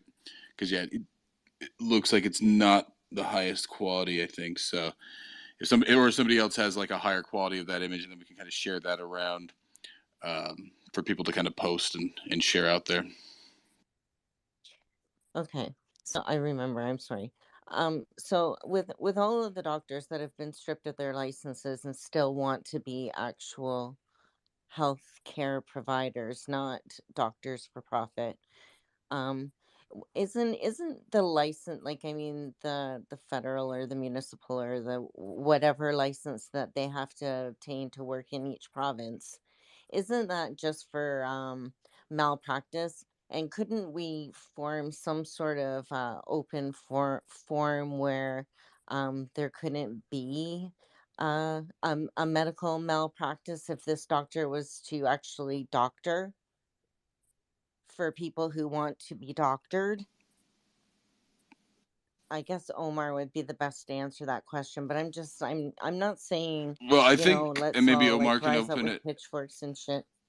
but I think certain Oh, sorry. provinces don't allow. There are in certain provinces in Canada, maybe most of them, there's not an option for private healthcare. It's simply just not allowed. yeah, you got to remember our healthcare systems are generally run provincially jurisdiction, right, under the province's belt. and the feds dish out the money. So it's a weird system, and a lot of politics behind it as well too. So a lot of our provinces have kind of different rules and regulations as well too, right? That go along. Look at BC for instance; they totally obliterated theirs now with the bill that they passed there. So that's definitely a step in the wrong direction, right? Between private and public healthcare system, right? It's all failed no matter what, right? We need to think of something new altogether here, and hopefully the fracture does create something new because we can't go back to using the old system that simply is destroyed now, right?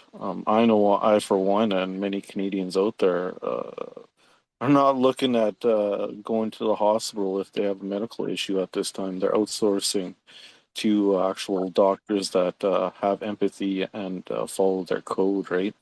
Because we know what's left in those hospitals currently right now, right? That's what happens when you take the integrity and honor out of a system. What's left of it?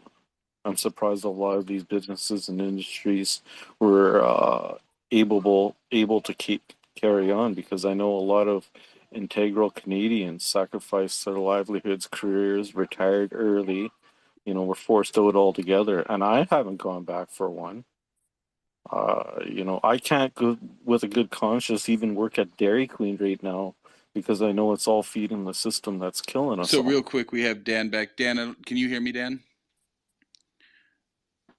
Yeah, I can now. I'm having all kinds of trouble. It just keeps cutting out and I can't hear any of you. Okay. So real quick, while we have you back here, hopefully I put that image you shared up in the nest. Do you have a higher quality of that? Because that one looks like it's like a screenshot of a screenshot. Is there somewhere we can find a higher quality of that flyer to share out?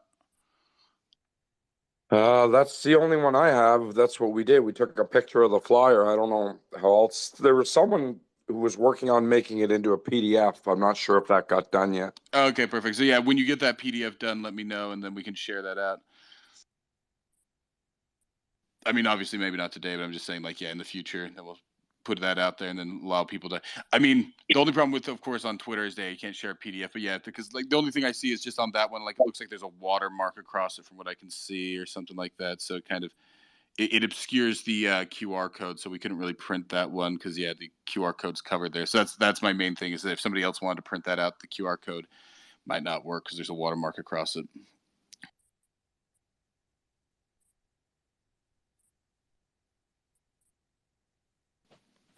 Go ahead, Max. Hi. It breaks my heart to hear the lawyer who represents Sean and his father speak the way he did about the Nuremberg topic. I understand the focus of this space is specifically, a legal discussion about Sean's situation or his father's situation. But, I have 3 family members who survived Auschwitz. I was head of Bell Northern's research AI lab for 10 years. I have my own telecommunications company globally. And I follow Bhakti, I follow Binder, Harari, at WEF, at Yedin, Latipova, Rancour. I like to think I'm informed. And I know intimately what's happening at a code level in the crypto space. And for the lawyer to take the position that he is, that it's probably stupid people making stupid decisions. That's heartbreaking. Let's just be clear here. You're putting words in his mouth that I'm not really appreciating. So let's be quite clear here. We're trying to focus on solutions here, right? On actionable solutions. And talking about Nuremberg, and I'm not going to put words in Umar's mouth myself. When we talk about it's Nuremberg 3.0 or whatever. This is hyperbole. Nobody that we know can actually put that together, right? Nuremberg was a special thing. You literally had a conquering army and a defeated army, and there's very special circumstances.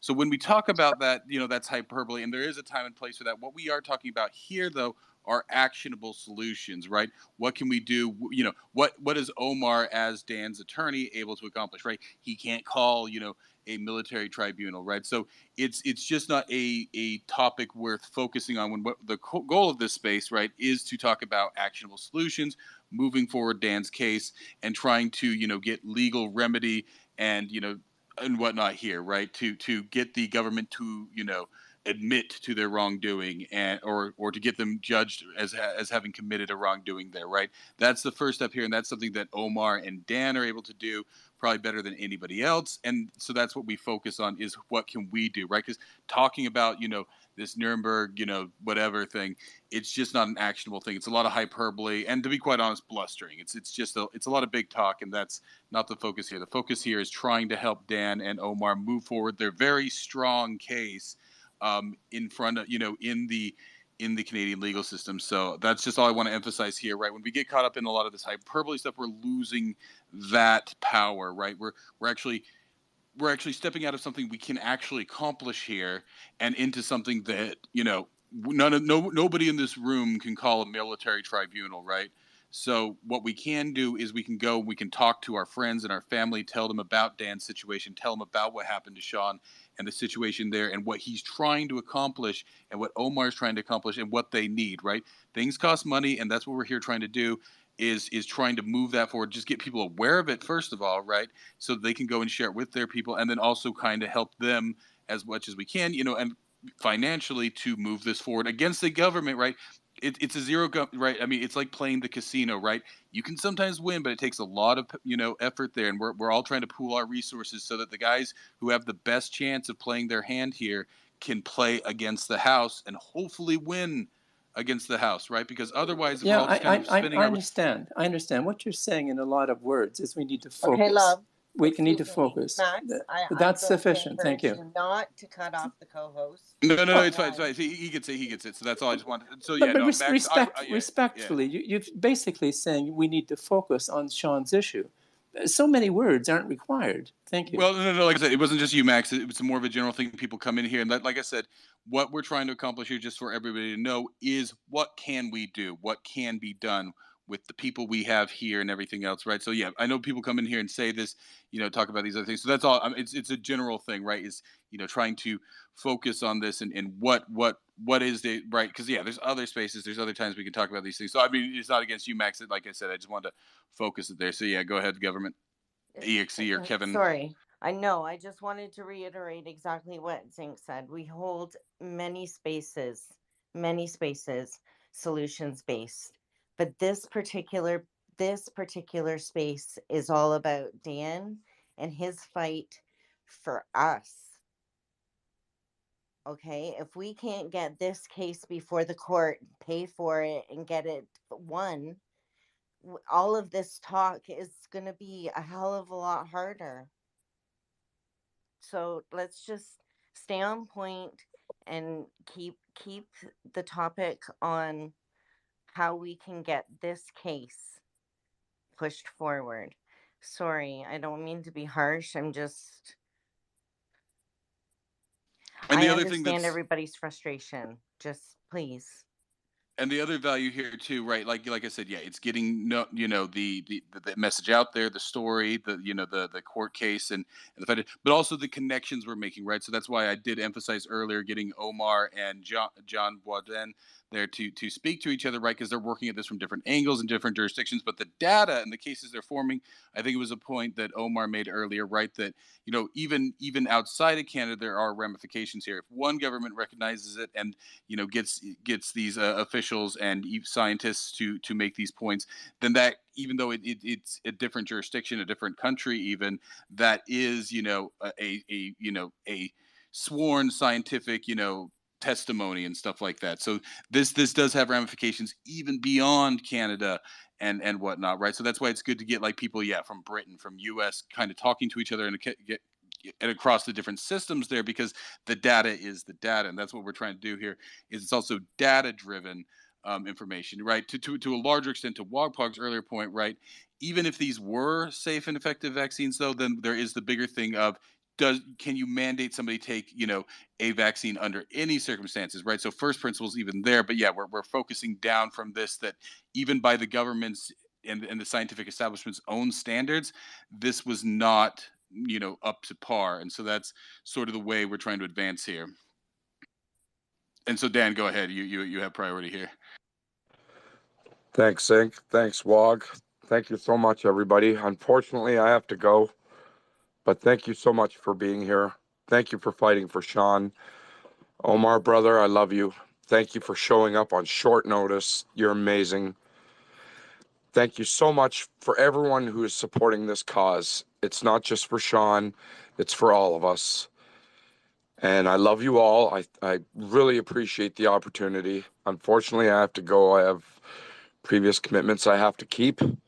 But thank you all so much for having me. And please, please keep fighting for Sean. Keep fighting for Omar to represent me. No one else would. Remember that. I tried 5 different law firms. Really huge law firms in Toronto. They didn't want to touch me. Cowards. Omar is the dude. Thank you, everyone, so much for having me. Thank you. God bless you all. No, before you log out, just one more question that I want to ask is, you know, with your case, with, you know, similarly to the COOT 4, basically media banned, right? So it's really hard to get the message out. And justice seems to move at the speed of public opinion. And there are a lot of people in the space or in our community that do have a lot of reach in other countries, like, you know, Zink was saying. Have we actually contacted, you know, influencers like Joe Rogan, or, you know, someone that has, you know, a substantial base that can actually turn public opinion to make this, you know, more prevalent than what it actually is right now? I have tried my hardest to get Joe Rogan's attention. I've tagged him. My followers have tagged him over and over again. I'm not sure why he doesn't want to talk about this, because I think this is something Joe would like to talk about. I don't know if he's not seeing it or what, but this is exactly what we have to do. We have to get it out there to the big influencers, the people with millions of followers, like that Mario dude. Like, why aren't you holding a space about this? It pisses me off. Like, stop doing your stupid spaces about breaking news and it's not even true. This, to me, is the most important law case, the most important lawsuit in the whole world right now. I'm the only one doing it, besides the case that Omar talked about in Japan, but I'm the only one in North America going after the government. So everyone who is truly mad about what happened needs to get behind this. According to our government's own stats, 80% of the people took the vaccine. Okay, well, that leaves 20%. There's 38 million Canadians. That leaves 8 million that didn't get the shot. 8 million people give $1 each. We got enough to take on the government for as long as they want to mess around. I need this to happen, or I will never, never heal. I need to fight for Sean. I want him to know that not just me, that everybody is fighting for him. He was a beautiful boy, and he didn't deserve this. My boy was murdered, and we need to fight for him. Thank you. Thank you very much, Dan. Yeah, you got an army behind you, bro. And just as far as the money stuff goes, this is correct. The biggest way to scare the shit out of the government is to have, how much was that? 10 million raised up in 2 weeks or whatever it was, and then another 10 million once they got to the GoFundMe dudes. Like, we've got this, but we have to figure out. People always talk about unity on the right. Okay, unity on the right is never going to happen. It's just a concept. You know, it's we're not group thinkers on this side. It's not going to happen. But unity behind something like this, I don't care if you're a conservative, a PPC, a liberal. You know, this is the one. This is the thing to get behind.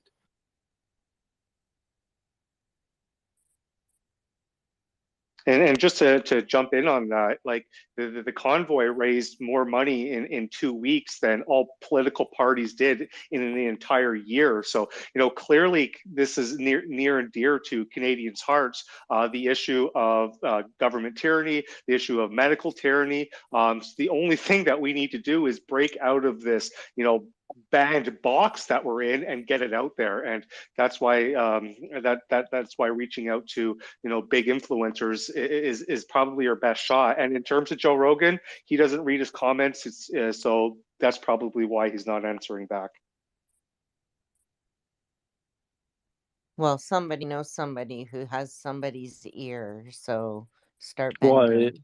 that's the thing, everyone was, for the convoy to even happen, everyone was locked out of their jobs, locked out of everything, right, at the time. So it was designed to happen and to get that push. And because everyone was in tune to those regards, we had that massive push, right? That's why this is so hard now after the fact to raise these funds, right? So we really have to amplify these cases at an utmost now, and remind people that this is the battle we need to fight at this time, right? And beat them in the courts to move all of this forward for this stuff not to happen again, really. And I don't think that we're going to find like one dude's going to have the answer, right? It's going to be like, oh, Jimmy found the star nuclei 5,000, right? It's like we all want that one answer that's going to fix this thing. In this case, I think it is a huge vector.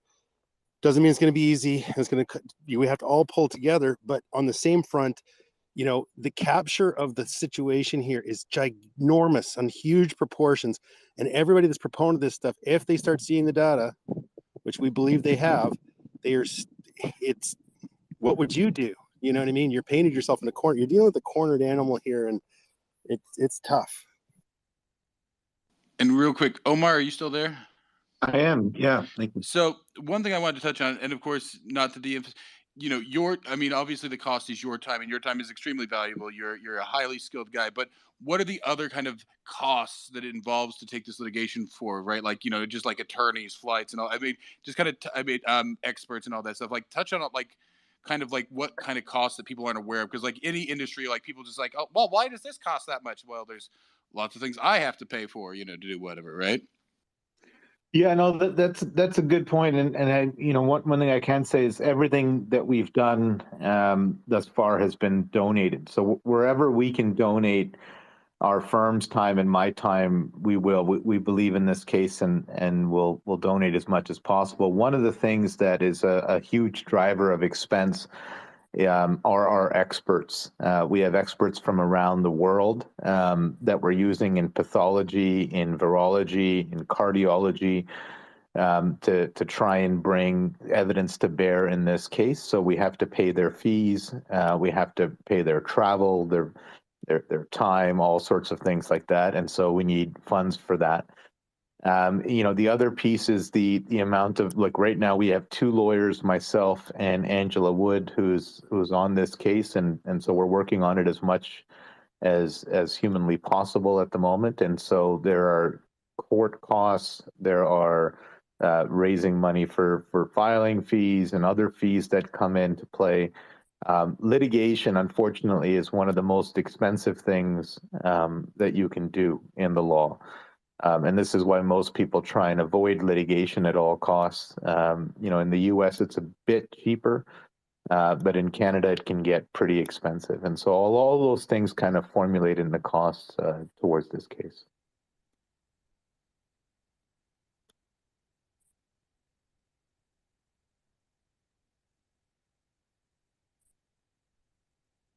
Yeah, and the road to victory isn't always the easier road traveled there, folks, right? So, but together, as Canadians, we could make it hell of a lot easier, and just getting this story out there, right?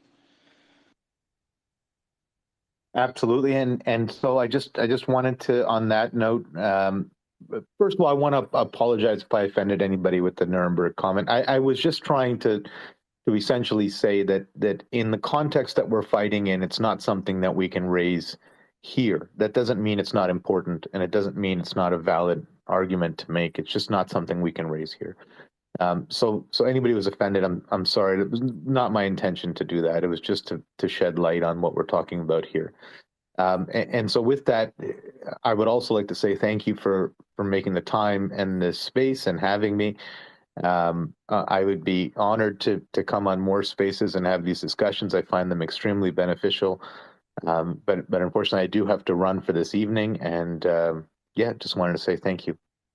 So real quick, while you're still here, I just want everybody to go up and tap on Omar and follow him, right? He puts out lots of great information on this case, on other cases, right? He's quoting, retweeting Peter McCullough and Answers for Sean there. So like that way we can keep up to date with what he's doing there. So I want to encourage everybody to follow him. It looks like he also, I guess Chic Law is also your legal firm there, right? Chic Law CA. Yep. That perfect. So yeah, I want to just encourage people to like and follow those, right? Kind of help boost him because of course, like he said, he's doing this pro bono, but he's still a busy guy. He's still got his other stuff. And so, if you're, in his jurisdiction there, keep him in mind. He's a good guy, for any of your other legal troubles, so yeah, just like and follow guys, kind of, build that crowdsource there, cause that's, yeah, we're getting a blackout here. All we got is each other and stuff. So this is where the unity comes in, right?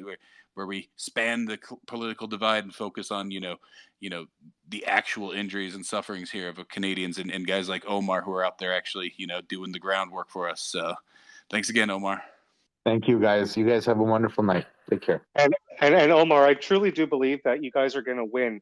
There is a lawsuit against AstraZeneca in the UK coming to trial over 2 vaccine deaths. So this fight is just starting, and it's only going to get bigger. And as more people come and bring these issues to light, just the better it's going to be. So honestly, I do believe that you will win your case. Well, I appreciate that, and certainly your lips to God's ears, my friend. We all hope for the best. Enjoy the rest of your long weekend, Omar, and thank you for sharing part of it with us. It was my honor. Take care, guys. Bye-bye. Thanks again, Omar. But while I was looking at Omar's profile there for Chic Law, he's got a great article here about know your employment rights, unlock valuable insights, and protect your interests with our guide on employment rights upon termination. So I stuck that up there in the nest. I guess they have a blog post, right? So free information he's giving out there, guys. So, I mean, go read it. Like I said, like and follow both his personal profile there and his legal profile, right? Kind of help boost him, help increase his profile, right? Because there's the algorithm effect here, right? So if we kind of boost each other and we boost Dan, we boost Omar, right, then we're going to help them maybe get the ears of the people out there like the Joe Rogans and the Tucker Carlsons and Viva Fry and all these other influencers, right? So we gotta boost each other and get it all up there and stuff, and it's important stuff. Like I said, he's giving out like free employment blog stuff there, right? So I mean, boost it, guys. It's there. It's free.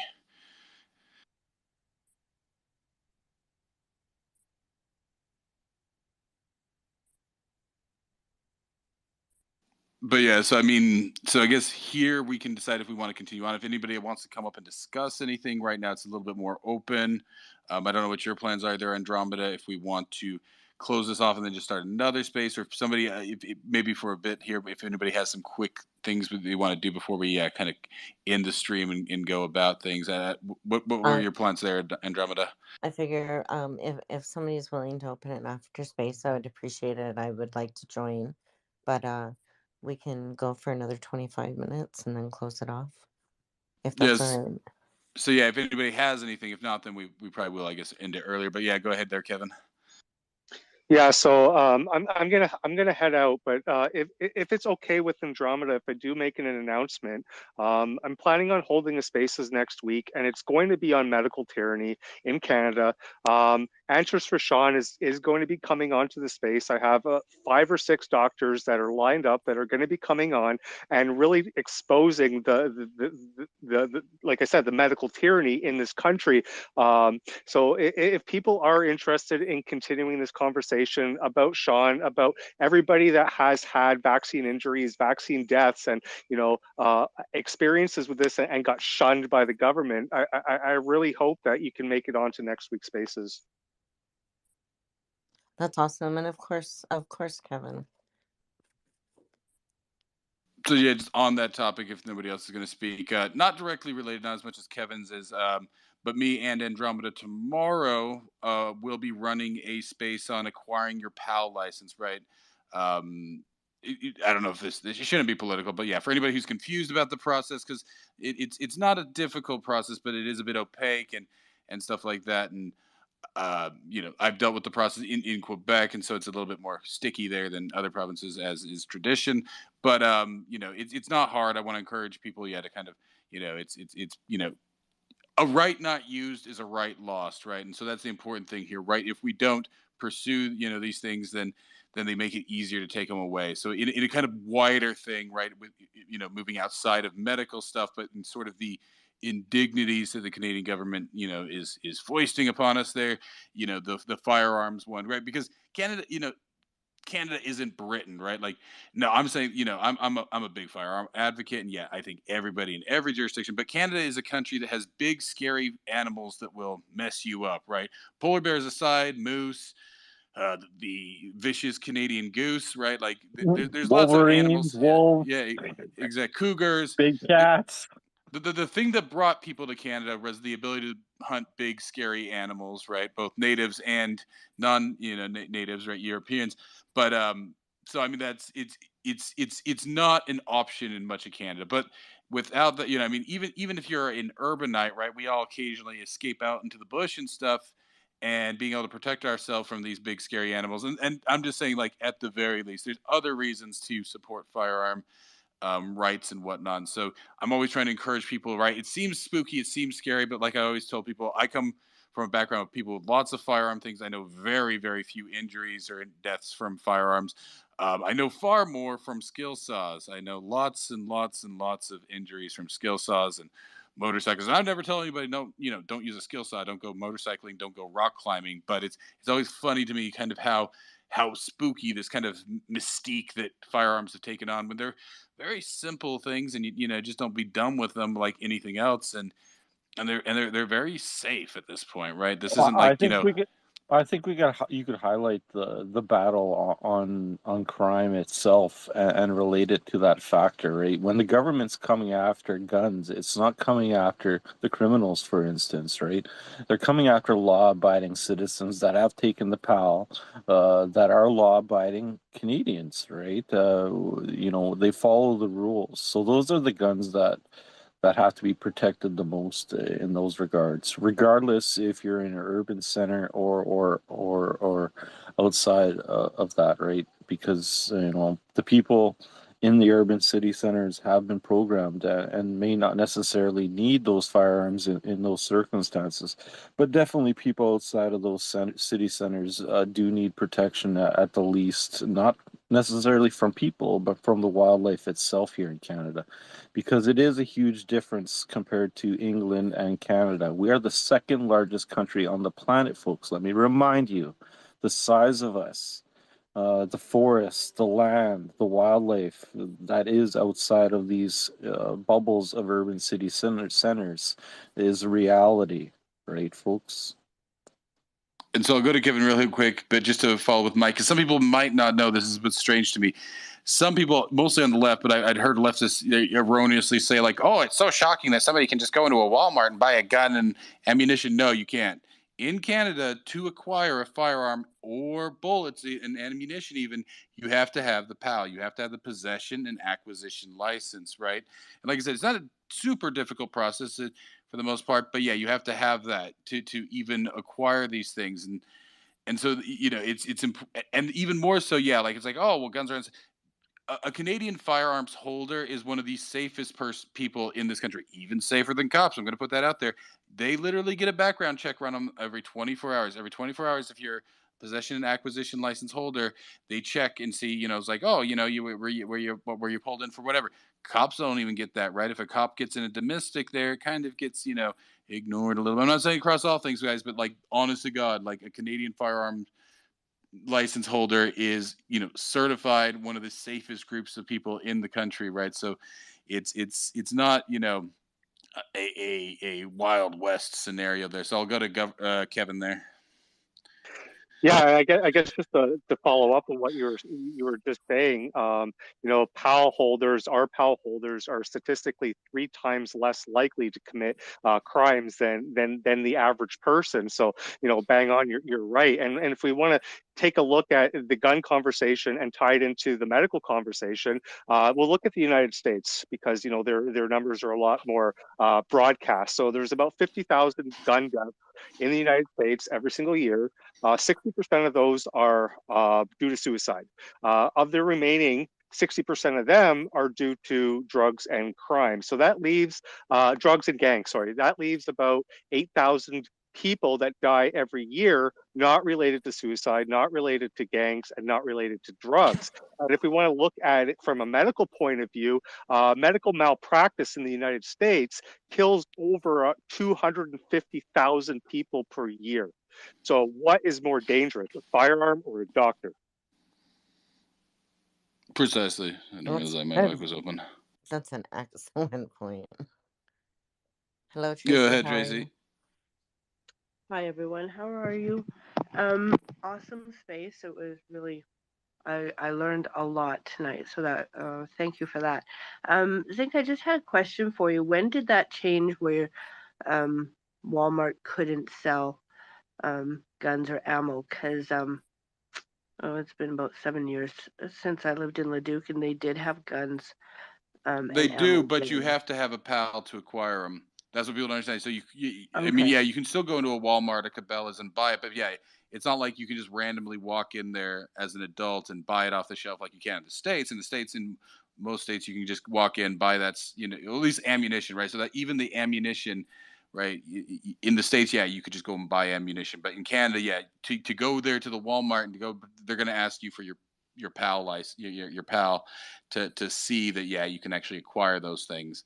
So, and I don't know when that all came in. I know it's changed over the years. I want to say it's been at least like, I think, because there's like an older system, and we won't get into that just to not confuse people. Yeah, but there was an older system, and I think the PAL system came in like 15 years ago, sometime 15, 20 years ago. I can't remember. And so does the employee also have to have special licensing to sell that stuff? I'm not sure on that. I don't know if you have I'm to have sure. Do you know what? I think I want to weigh in here. If you have to have special licensing to sell alcohol, it would be in the arms, I would think so too. tobacco, or you know what I'm trying to say there. Sorry. Well, I mean, I certainly the business has to have a license. I'm not doubting that, but on the level of like, if say like I'm running like, yeah, a Walmart or even just a normal gun shop, and I hire just like a person to work the counter, do they need to have a PAL? I want to say no, but yeah, probably like it's probably required as being a firearm seller that they have a certain level of, like, you know, training, but I don't think that I've never heard of like actually having to have a license to I be think just then an employee. you know what, I think Tracy, you should look into that for us as a question to be answered tomorrow. But Zink, I like in any supermarket that has been allowed to sell alcohol, their staff that works that particular cash has to have their smart serve. So yeah, like in in some sense, anything that you have to be an age of majority to do here in Canada, you need to be licensed by the government to authorize it. I mean, I'm not going to say that's written in stone, but I'm pretty sure you'll find that that's the case, and that may be why, Tracy, you don't have like a specific employee that has the gun area, because there's a specific employee that is only called upon on that particular occasion. Right. In my humble opinion. Sorry, Zink. All I know is just That's that, yeah, I've okay. never thought about it, and I've never heard of a specific license, because there's also a license, like, because even like in Quebec, like I said, there's like Law 9 license and stuff like this, but I've never heard of a specific license for like working the counter at these stores. So that's the only reason I just don't know if I've ever heard that. But it is an interesting question. I'll have to, yeah, if you can find out there, Tracy, that'd be interesting. Sure. I just have one more point to make, because you have a large enough room, and Canadians can be awfully apathetic about guns and look at sometimes we look at the states very differently than the states looks at their gun laws. But you have to remember, and I tell people, because I don't own guns, I don't know much about guns, but I am a supporter of being able to have the right to bear arms, because just remember that any country where your government, your police, your military has the right to bear arms, but you don't, is a very dangerous country to live in, and you don't want that kind of country. So I'm just gonna, I just want to leave that with people. And that's why you should support the right to bear arms and join Think Space, because I'm sure I have to work, so I'm gonna miss it, but I know he'll record it, and there's lots to learn, and so We'll and it's be, very yeah, we'll important. be recording it. I think it's worth Yeah, recording. yeah. Yeah, no, it'll be recorded. So yeah, just to emphasize what Tracy's there, and then I guess we can wrap it up here for this space. I was going to Um, say also, I just wanted also to mention the NCI is still having their roundtables, so we're going to be getting their report soon from that. So that's still ongoing, and of course we have the Million Parent March going on later on this month, folks. We really have to promote that as well too, right?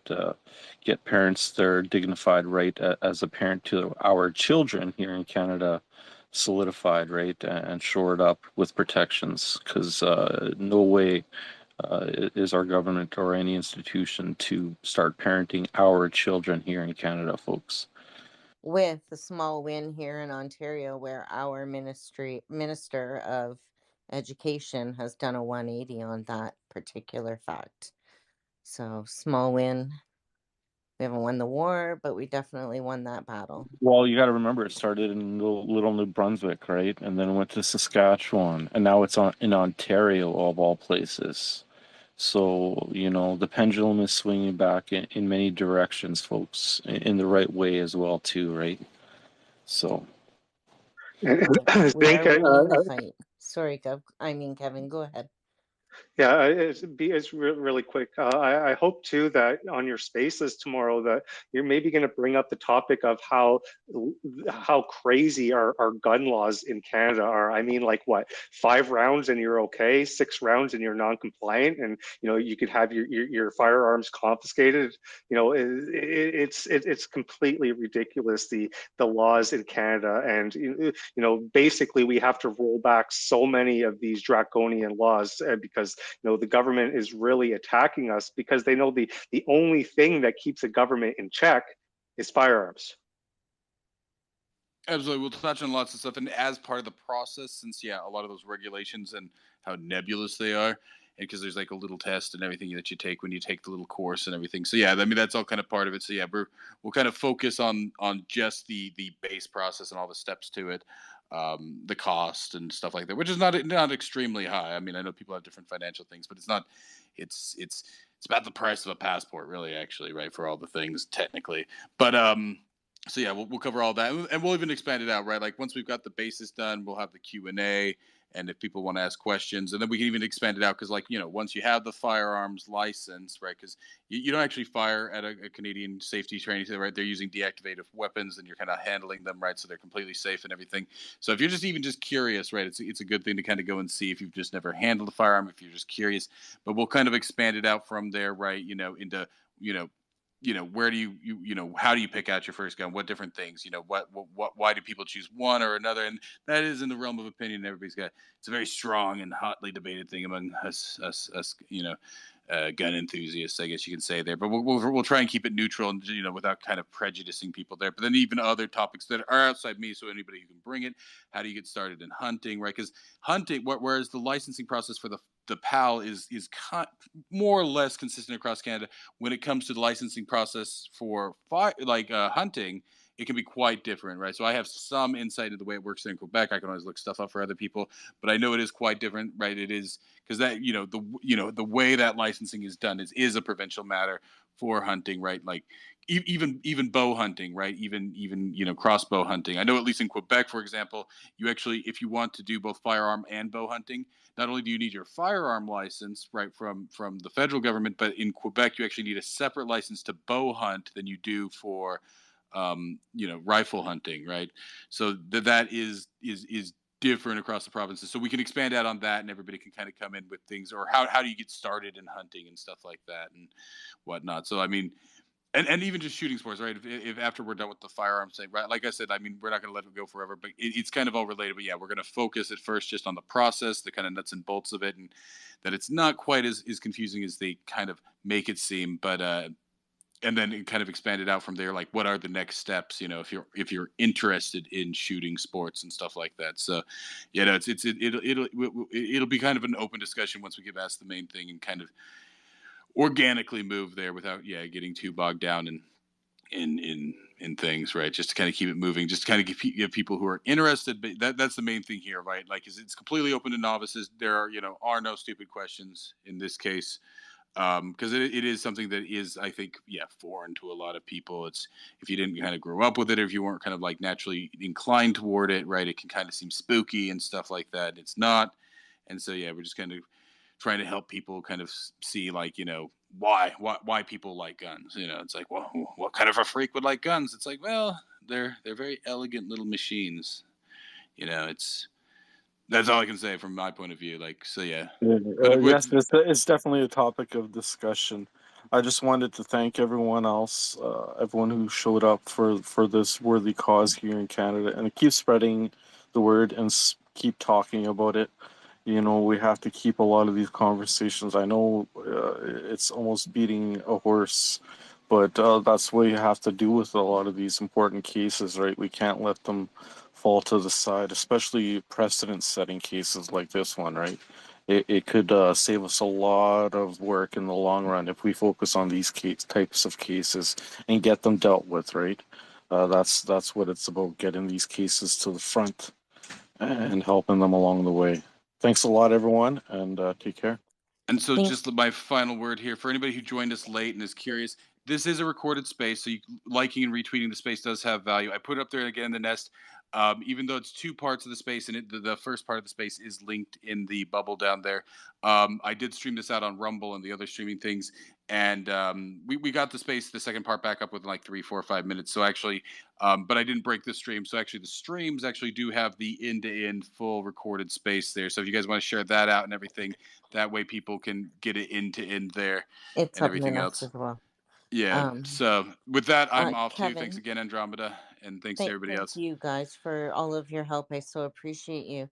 Kevin, did you want to share that space, or did you just want to share it with us and we'll share it out? I haven't created it yet. Okay. All right. No worries. I'm going to be putting together like a promo ad, probably dropping that midweek. And last time I created a space and a reminder, and it crashed right off the bat, and I lost like probably thousands of listeners by doing that. So I'm not going to do that again this week. I'm just going to create it when it starts, and I'm going to do that program, that promo ad throughout the week. Awesome. Okay, love. Okay, I want to say thank you to everybody. Life's gonna start getting noisy in my house now. It's let's practice ready for bed for school time. So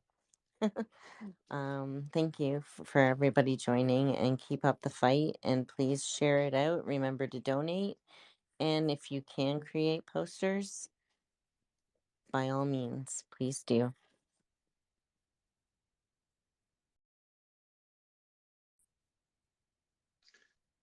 Thanks, guys, for hosting this, and I'll definitely hop onto that Spaces tomorrow and listen about the firearms. Other than that, you guys have yourself a great night. Thank you. Good night, everybody. I hope to see you in Space Leader.